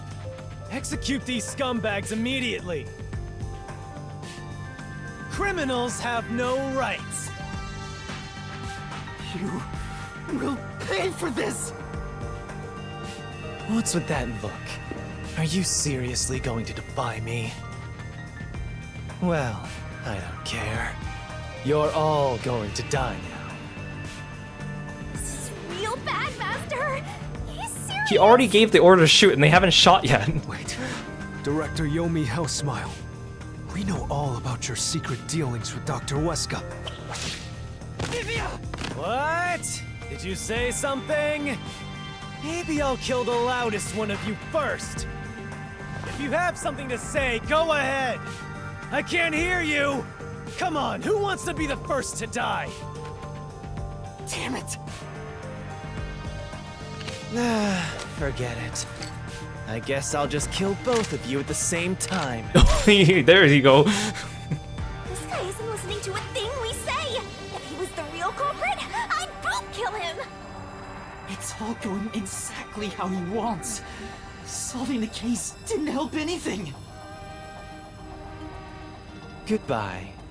Hope you enjoy the worst nightmare of your life as you die. The only one who will be having nightmares is you. Hi, Makoto. You! I thought you went back to the surface! What are you doing here? Well, Yomi, there's something I want you to see. What do you think of this? Oh, it's the missing file.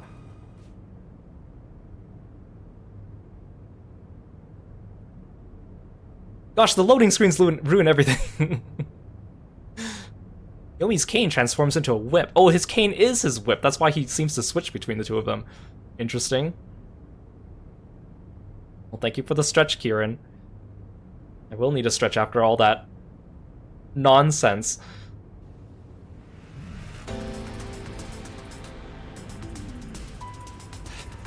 How did you get that?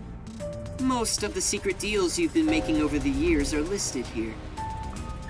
Looks like someone's been cooking the books. You conspired with Dr. Weska and leaked Amaterasu's technology to other national enterprises.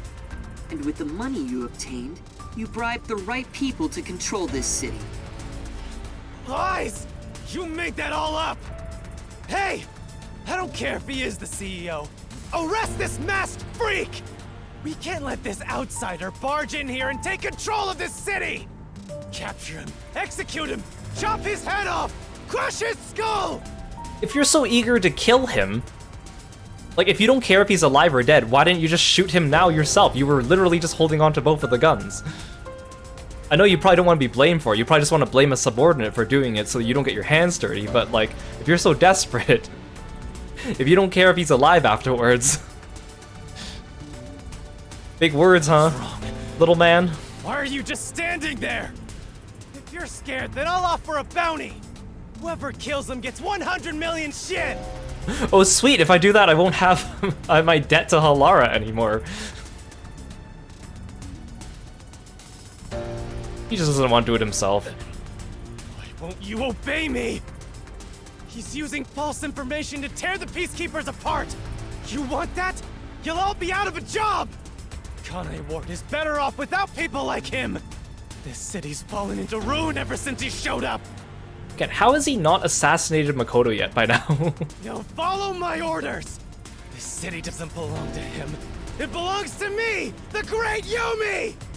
I'm sorry, Director Yomi. Oh, you're alive. This city doesn't belong to anyone. Hi, you didn't get crushed. You got your right hand back. You... Martina, you're alive? But your right hand is now betraying you. You'll never get off with that. Makoto stopped the execution order you issued. I am here today, thanks to him. So that means he never got back the cube? Like, didn't he say he would, like, carry the cube around with him everywhere? Martina is right.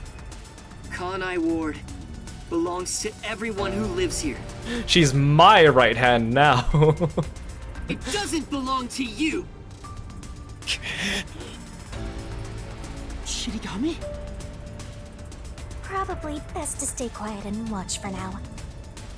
Also, I like how randomly pieces of the background keep flashing during the camera changes. That's very excellent.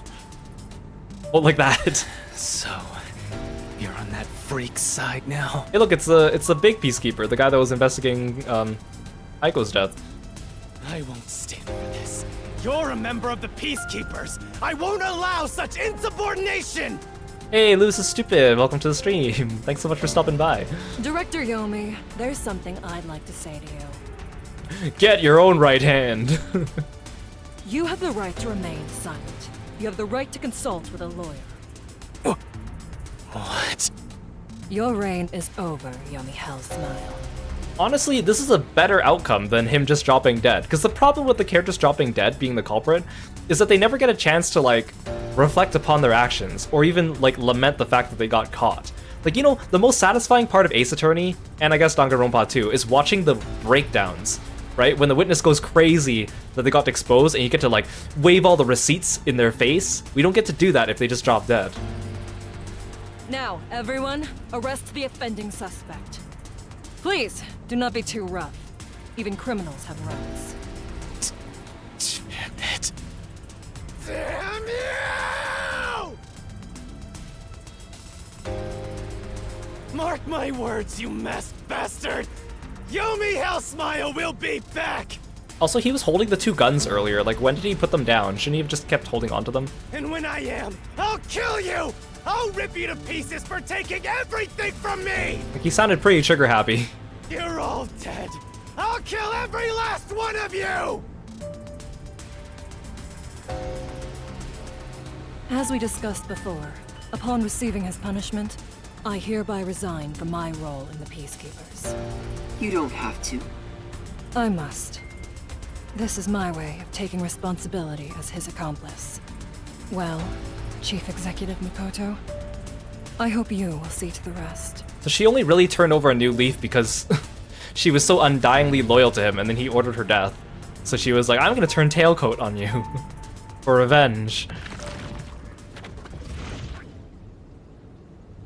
Sorry yeah, for Vivia got causing knocked so much out. trouble. That should settle things for now. What's going on?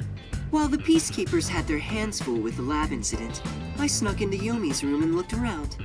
And there, I found this file. He conveniently kept a file with all his wrongdoings on his desk. It's all thanks to you. Don't tell me. You meant to bring us here to be a decoy from the start? It was all just a series of coincidences. It feels so easy for you to break into his room. Surely you could have done it any time he was out. Not now specifically. Looks like I wasn't able to die once again. Well, at least things worked out. No, Vivia, we're gonna need to have a little chat. I thought you were done for, Master. Oh! Are you okay, Vivia? I'll manage. I might have died if he hadn't shown up. Are you okay, Amapal? More importantly, are you okay, Amapal? Here, let me clean that footprint off your head.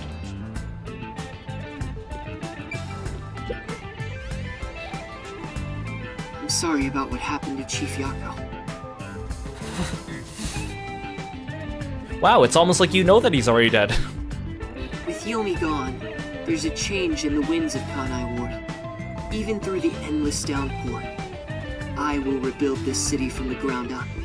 Because I love this city more than anyone else. I see. By the way, how did your investigation at the secret lab go? Did you find what you were looking for? You know, the so-called immortal monster, the homunculus. No, I didn't find anything. Maybe homunculi are just rumors. But let me know if you'd still like help in your search. If it's within my power, I'll permit you detectives to search anywhere in Kanai Ward. I'll take it. Let me search anywhere. Thanks. Well, I need to get going. You should return to your friends. I'm sure they're worried about you. Plus, you need to tell everyone what happened to Fuzzhead. Oh, one more thing. I have a gift for you, my friend. To express my gratitude. Here, I crushed someone else into a block for you to hold around. A gift? Kanai Ward will be reborn, thanks to you. Yeah, it's a mock Martina cube. Here, it's for you. I haven't done anything. No, that's not true. Please, accept the gift. We're friends, aren't we? Oh, but don't open it yet. It's a bit of a surprise. It's a bit of a surprise. Hint, it's a bomb. Sure. Okay. See you later.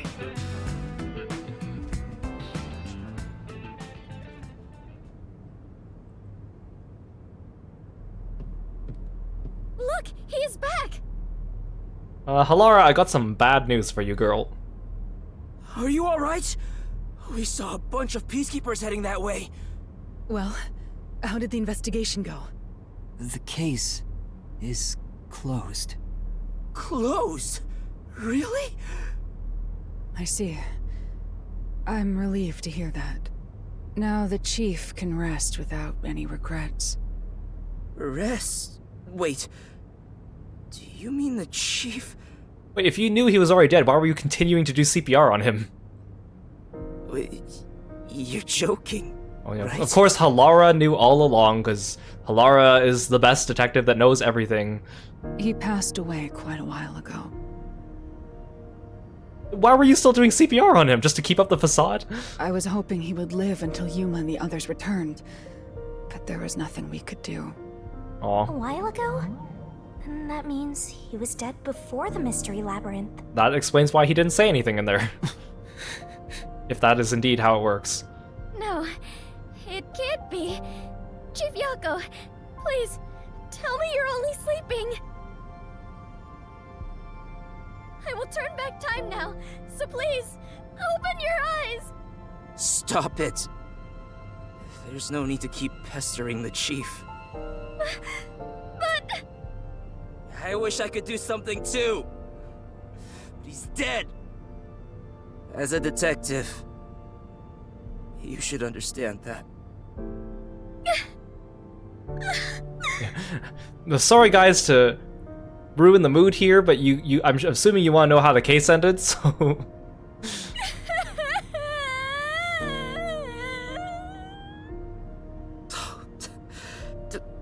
Don't sob like a baby.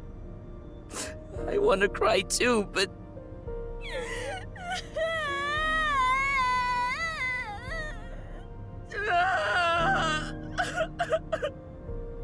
Was he already dead? Or was it due to the Mystery Labyrinth? We'll never know.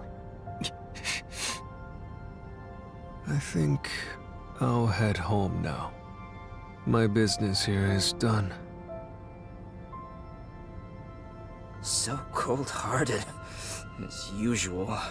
He's like an emotionless robot. Vivia. We should head back too.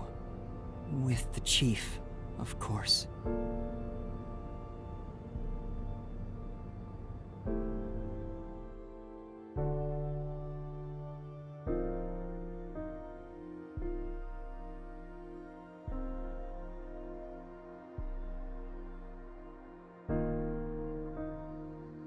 Fall asleep in an instant. Slumber for 8 hours without waking up no matter what. Snooze well, coming soon from Amaterasu Corporation. Wow.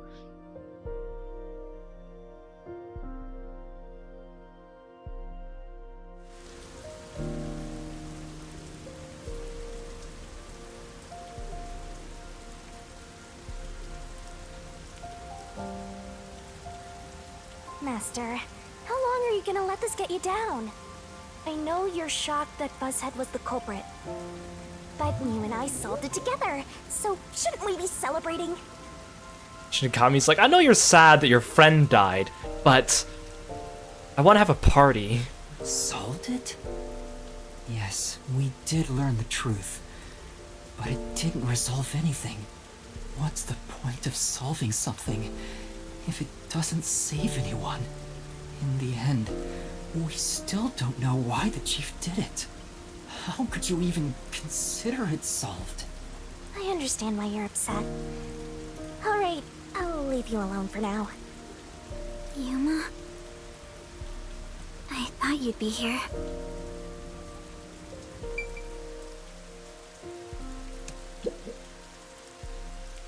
Kurumi. Hey! I just promised I'd give him some alone time! Yeah, alone away from you, Shinigami. Alone at this hour? Beat it, Shinigami. I told you to leave me alone. I heard about Chief Yako. Hey, Yuma. Did we make a mistake? If we didn't try to find that secret lab, maybe Chief Yako would still be alive. I don't know if what we did was right or wrong. But either way, I think it would have ended like this eventually. I'm glad to see that you've returned safely. Thank you. To tell the truth, while you were at the lab, I looked into Chief Yako's past a bit. Huh? I was just curious. Do you remember that talk on the submarine? To me, this town is my life.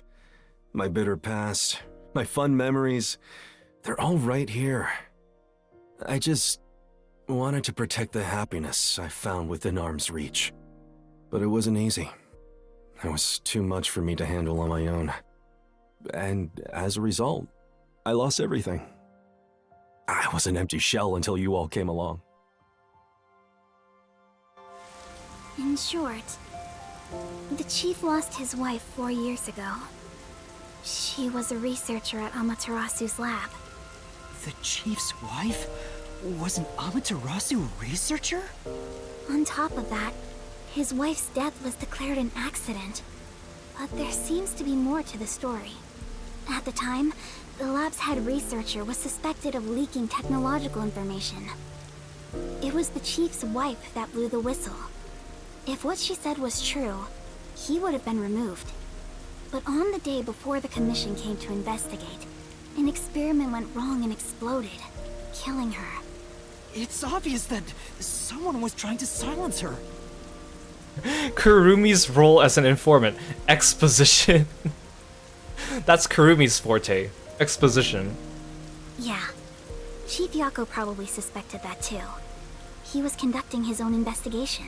Like, again, if she was able to find this information so easily, I would have expected that Halara and Vivia would have already found this information long ago. In the end, I don't know what conclusion he reached. So that's who the chief wanted to protect most. It's what he meant when he said he lost everything. And the person his wife accused was... Weska. Dr. Weska. Do you know who that is? Oh boy, do I ever, Kurumi. No, it doesn't ring a bell. Nah. It's getting late. Let's head back to the detective agency. The chief's final words. I think they were actually meant for himself. Yeah, the truth is cruel. Never in history has the truth been known to be kind. But you know what? Turning your eyes away from the truth and living a lie is harsh too. In the end, you can never look away from the truth. As long as you live, you must face that pain. So really, What's the point of worrying so much about it? When you're lost, believe in your own heart. That way, even if things end up all wrong, at least you can stand proud. But I think he was wrong. Because everyone is mourning you, Chief.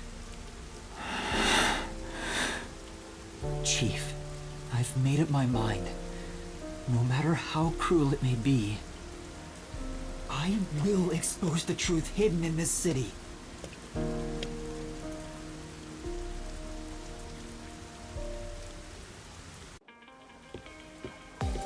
Hey, did you come up with this dish yourself?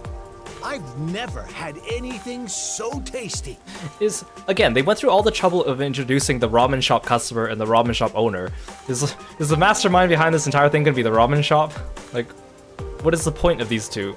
Thank you. Cooking is all I'm really good at, after all. Are you hungry? Can I make you something at the agency? Well, I guess I haven't eaten in a while.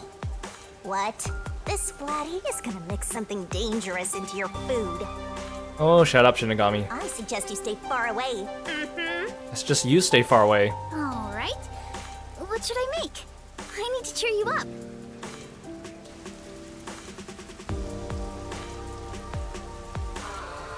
Why don't I just eat at the ramen shop?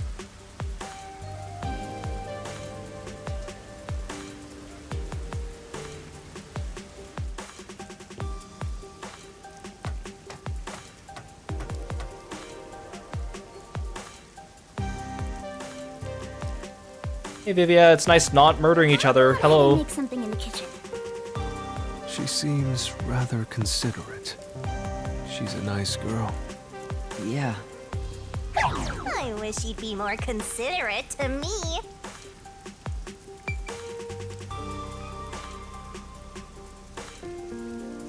Oh, the ramen shop owner's voiced by Brian? Then he must have a bigger role in the next chapter, right? The ramen shop owner was behind everything all along. Yuma, does light shine into your world now that you've obtained the truth? I don't know. It's like you said. I feel as though the world's ended. I tried so hard to find the truth. Should I not have done that? You should ask yourself that. Tomorrow, the you of tomorrow, will have an answer for the you of today. As usual, I'm not quite sure what you mean, Vivia.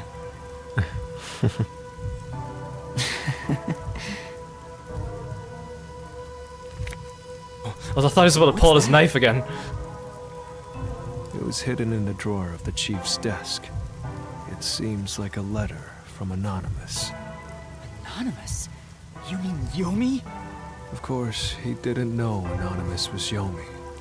This letter mentioned the truth behind his wife's death 4 years ago. Also, what was Makoto's gift? The truth? It describes how Dr. Weska conspired to murder her. The facts were laid out, cold and calculated. I wonder, how did the chief feel when he read it? It's not hard to imagine him burning with a desire for revenge against Dr. Weska. Again, Yomi is here inciting Yako to commit the crime. I think that would give him enough hand in it to have the Mystery Labyrinth still put him as a culprit. I'm just saying. By the way, this letter arrived right after I was dispatched to Kanai Ward. In other words, the motive and means were both in the chief's hands. So the letter was the trigger. In my ghost form, I've seen the chief staring at this letter in secret many times.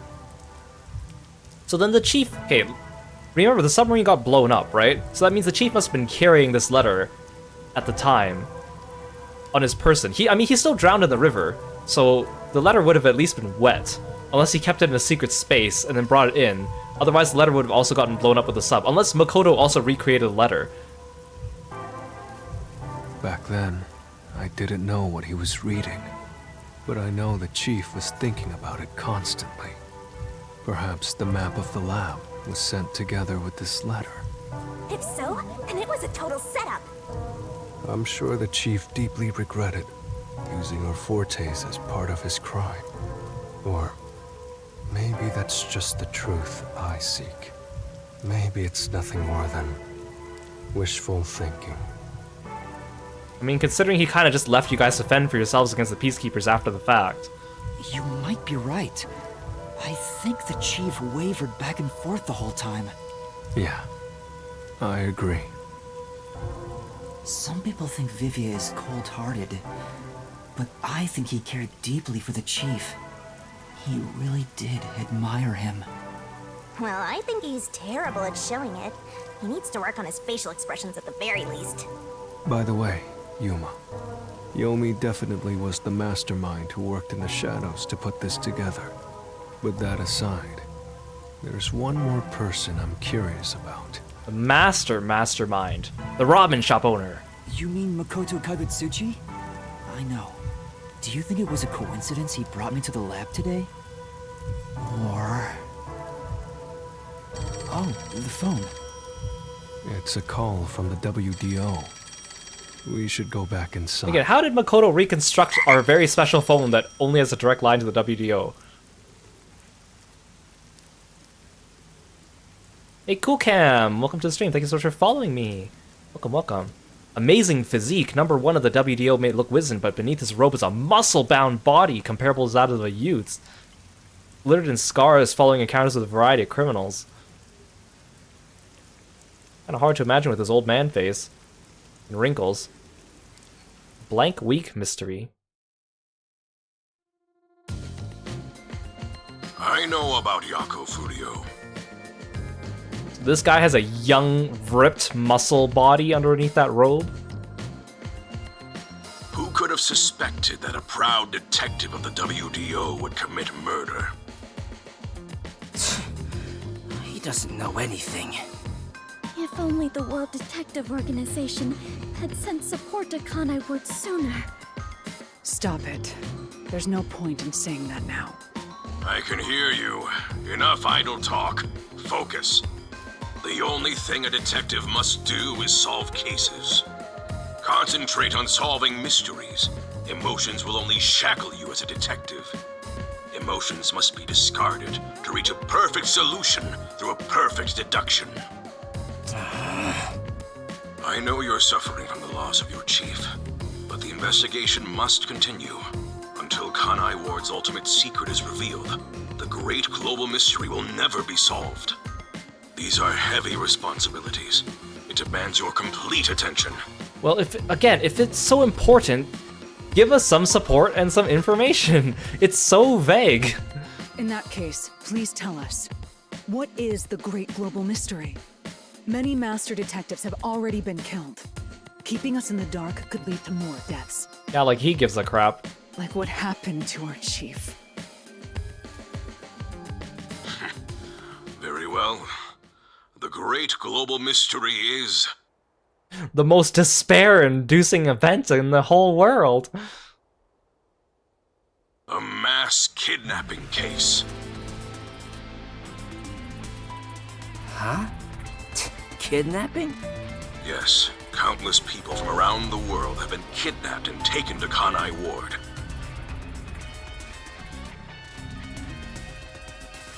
We are searching for the heinous criminal responsible. I really think you should have told us this at the start. Like, it's still... this is still very...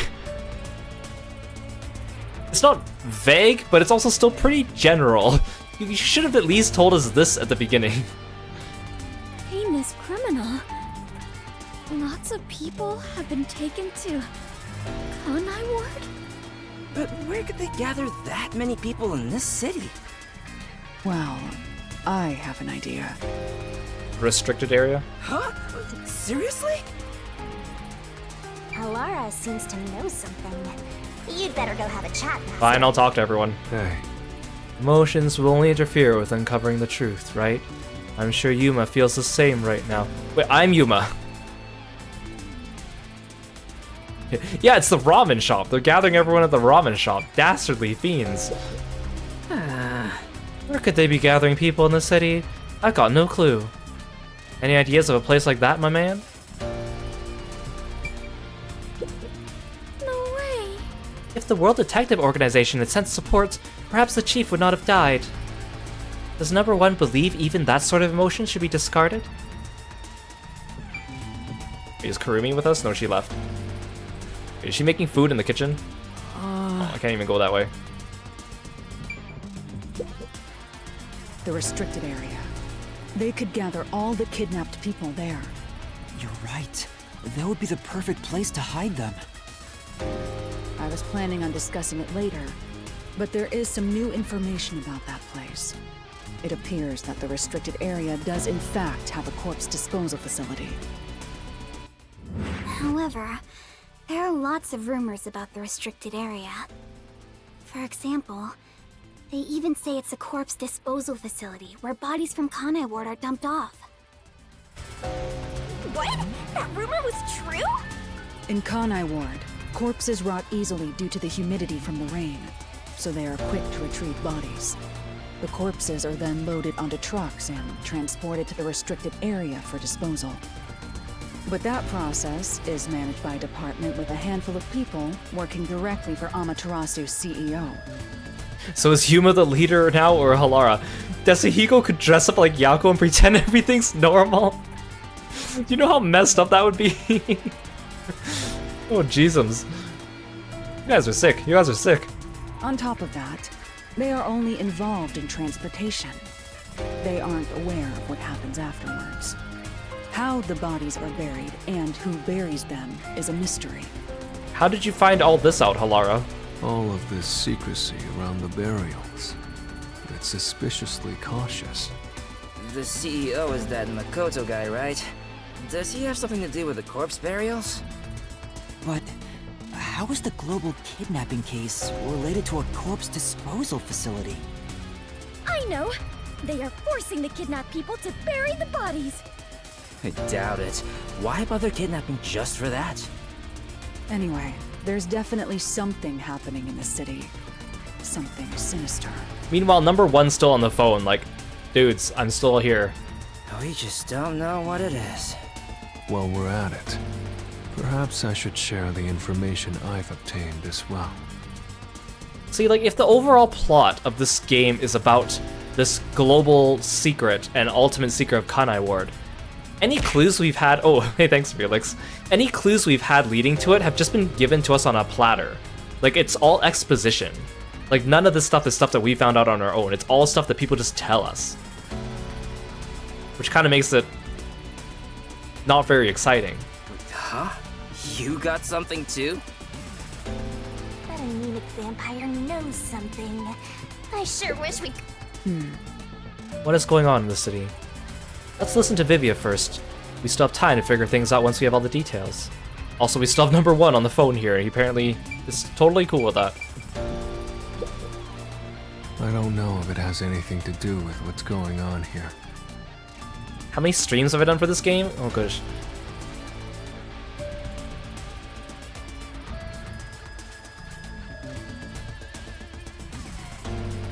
I think this is my 9th stream.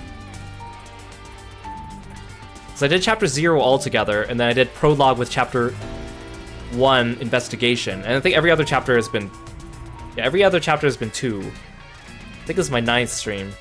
But while I was using spectral projection to search for the secret lab, I kept hearing about a strange rumor in town. There's a taboo among Kanai Ward's residents. Something they must never discuss in front of outsiders. Oh, that was on the tips screen. I just didn't have a chance to finish reading it. Taboo? He's probably the only one who could have learned that. I doubt anyone would mention it in front of detectives. So what was it about? Yes, I've been roasting this game for 9 streams, and that's the only way I've been keeping sane. The Blank Week Mystery. The Blank Week Mystery? Unfortunately, all I know is its name, and that it's taboo to mention it in Kanai Ward. Well, what about Kurumi? Surely she could tell us something about it. Huh? That's it? I don't get it. Well, it does sound ominous. Maybe it has something to do with the mass kidnapping and the restricted area. But all we have to go on is the term. The Blank Week mystery is taboo in Kanai Ward. I wonder if Kurumi has heard about it. I should ask her after this meeting with number 1. She's an informant who may be hiding information. If that's true, we'll have to torture the info out of her. Okay, we could torture her. Do you know how we do that? We make her listen to you for like 10 hours on end, Shinigami. The Great Global Mystery in the restricted area, the Blank Week mystery, and a heinous criminal pursued by the WDO. After coming this far, we're still discovering more mysteries. How are they all connected? What is going on in Kanai Ward? Listen closely, detectives. If this case is ignored, more people will fall victim. You are the only ones who can stop it. The World Detective Organization never overlooks a mystery.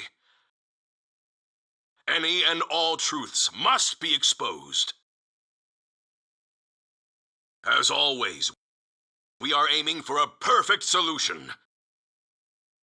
Now that I'm involved in this case, I will guide us to that end.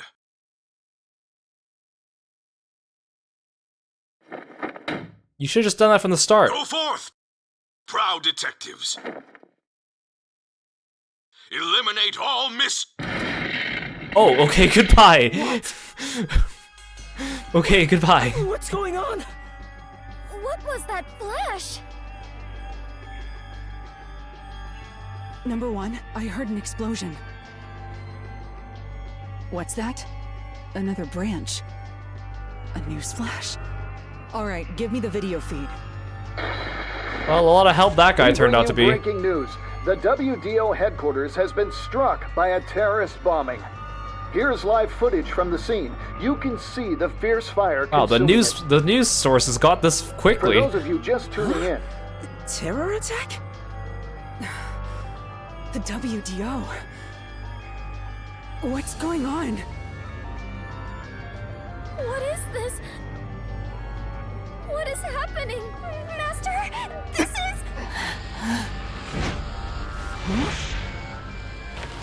Well, I thought he was like peeing his pants or something.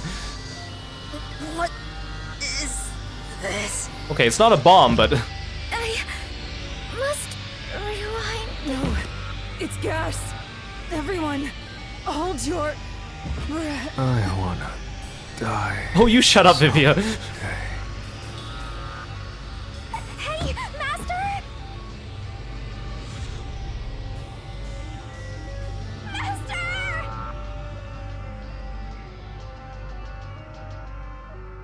I'm more surprised that Yuma didn't, like, play with the box and check it beforehand, just out of curiosity, because I would totally do that. Even if Makoto was like, wait till you get home and open this, I'd be like, I really need to check this. My curiosity would get the better of me. Well, I didn't think they would off number 1 like that, unless he's actually alive. I thought he was going to be revealed to be either part of the big bad or a victim in the last chapter. Not that he was much help to us anyways.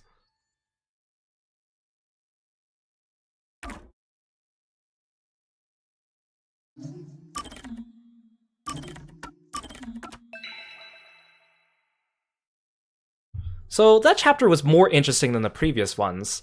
Definitely more stuff happened, and there were more... I'll call them twists, for lack of a better word. There were twists there, which was kind of nice. But... I mean, the way that they do the twists in this game is like almost like they give you like a sneak peek of it a little bit too early, I think. Like, I wish... Like, I guess the blowing up the bomb with number 1 was sudden. But the thing with Yako was kind of like a slow build, but like in a slow... But not in like a good slow way, you know what I mean? It's like you kind of already saw it, but then you're just waiting for the game to get there. Like, I kind of keep saying this, like, it feels like we're a few steps ahead of the game, and we're just waiting for the characters to catch up with their dialogue, which always makes it feel like the game is being slow, which doesn't really give it a good pace. And again, every time the game feels like it's on like a momentum of interest, it always drops it again. So like we never feel like we're constantly on a things are getting more exciting, things are getting more exciting, things are getting more exciting. It's like things are getting exciting and cool down and relax, and things are getting exciting and then cool down and relax. Because they always insert like all these extra talking scenes of characters walking and just saying things, or with like chill music between all the major plot points. So it kind of breaks it up. It really wrecks the momentum of it. I mean, the mystery itself was okay in this chapter. I think it was okay. There's still some little plot contrivances which I could overlook, but at the same time, I kind of expected more from the writer of Danganronpa, considering how good the other mysteries in Danganronpa were and how there were very few plot gaps here. It still feels like there's too many plot gaps to be comfortable. Like, I could understand if this was like a spontaneous murder, but because it was so planned out in advance, there was still too much left to chance in it, and too many things that were just kind of like, well, if this character didn't act this way, everything would have been ruined, but you could not have foreseen that. So, like, I think it was okay. I wish that we had something like this back in, like, chapter 2 or something like that, because it really just feels like the game's only starting to get interesting, and it's a little bit late for that, because it's the second last chapter. So, does this change my rating for the game? Not really. Like, I'm still looking forward to doing chapter 5, but it's not like I'm, like, extremely excited for it, like I was hoping to be prior to this game coming out. So I don't think I would give it, like, last time I said I'd rate it like a 5.5 out of 10, maybe, if I was being generous. I don't think it's bumped up to a 6 yet.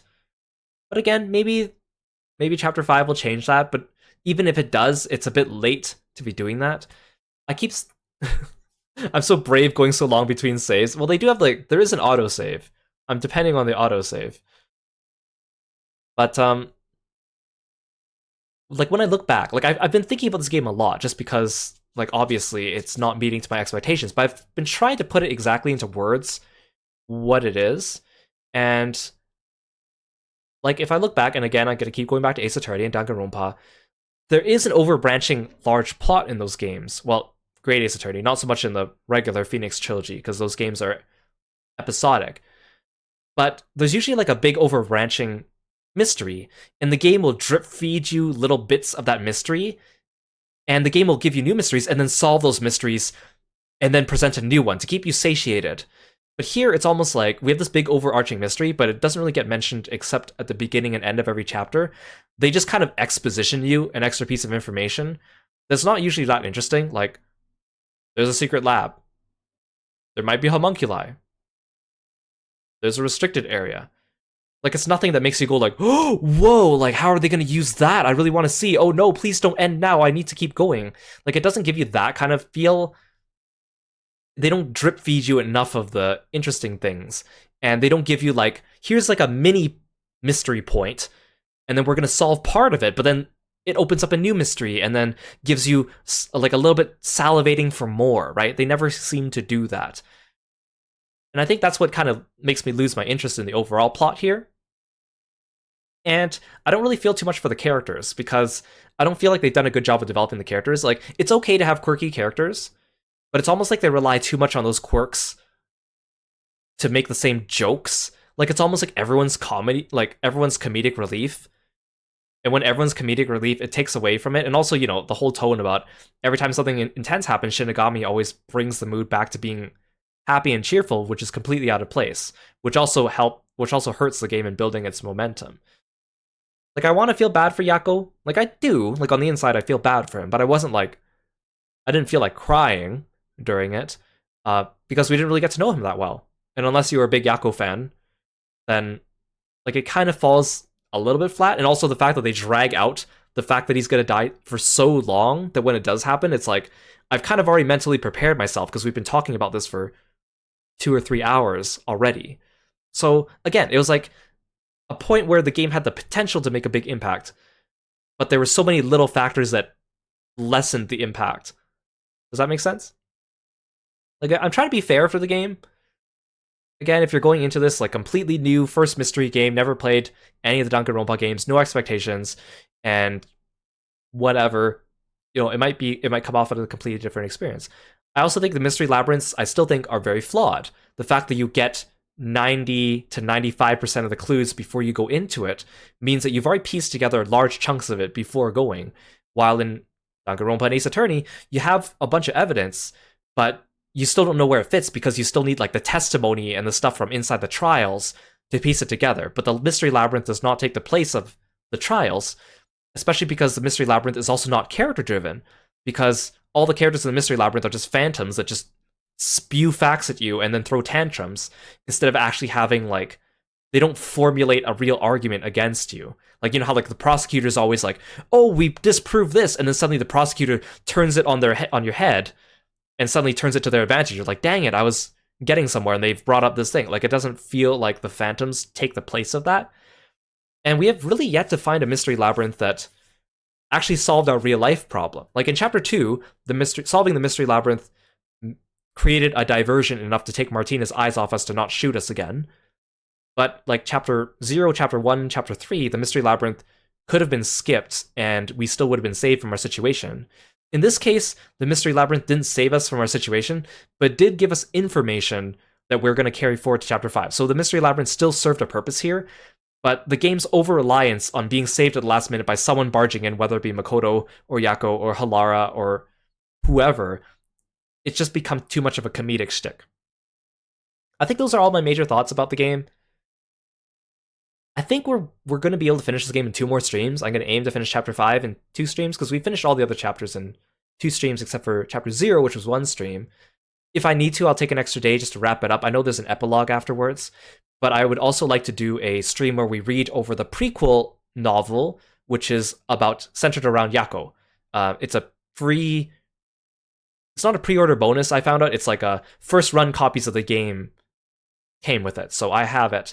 So we'll read that one afterwards, and yeah, it's a prequel novel. Apparently it's just a novel. Like, I don't think it has any, like, visual novel components. I think it might just be straight up reading, but it was downloadable content, and I have it loaded on my Switch, so at the very least we'll be able to read it together. It's a prequel about Yako, and then there's going to be the DLC cases that are going to start coming out. The first one comes out the end of July, and it's going to be about Desahiko. So I'll still do those. I'm committed to finishing this game and wrapping up everything, but I just feel like I want to get all my thoughts out, like I do at the end of every stream. And I know I like to joke about this game and make fun of it, but I hope I'm still sounding a little bit fair. But I know a lot of you guys in the chat are of similar mind, just based on what we've been saying. But yeah. Thank you so much for sticking around with me today and experiencing this story with me, laughing with me. I really appreciate it. Thank you for all the bits, too, at the beginning. I really appreciate that and all you guys' support. Let's see who we're going to raid.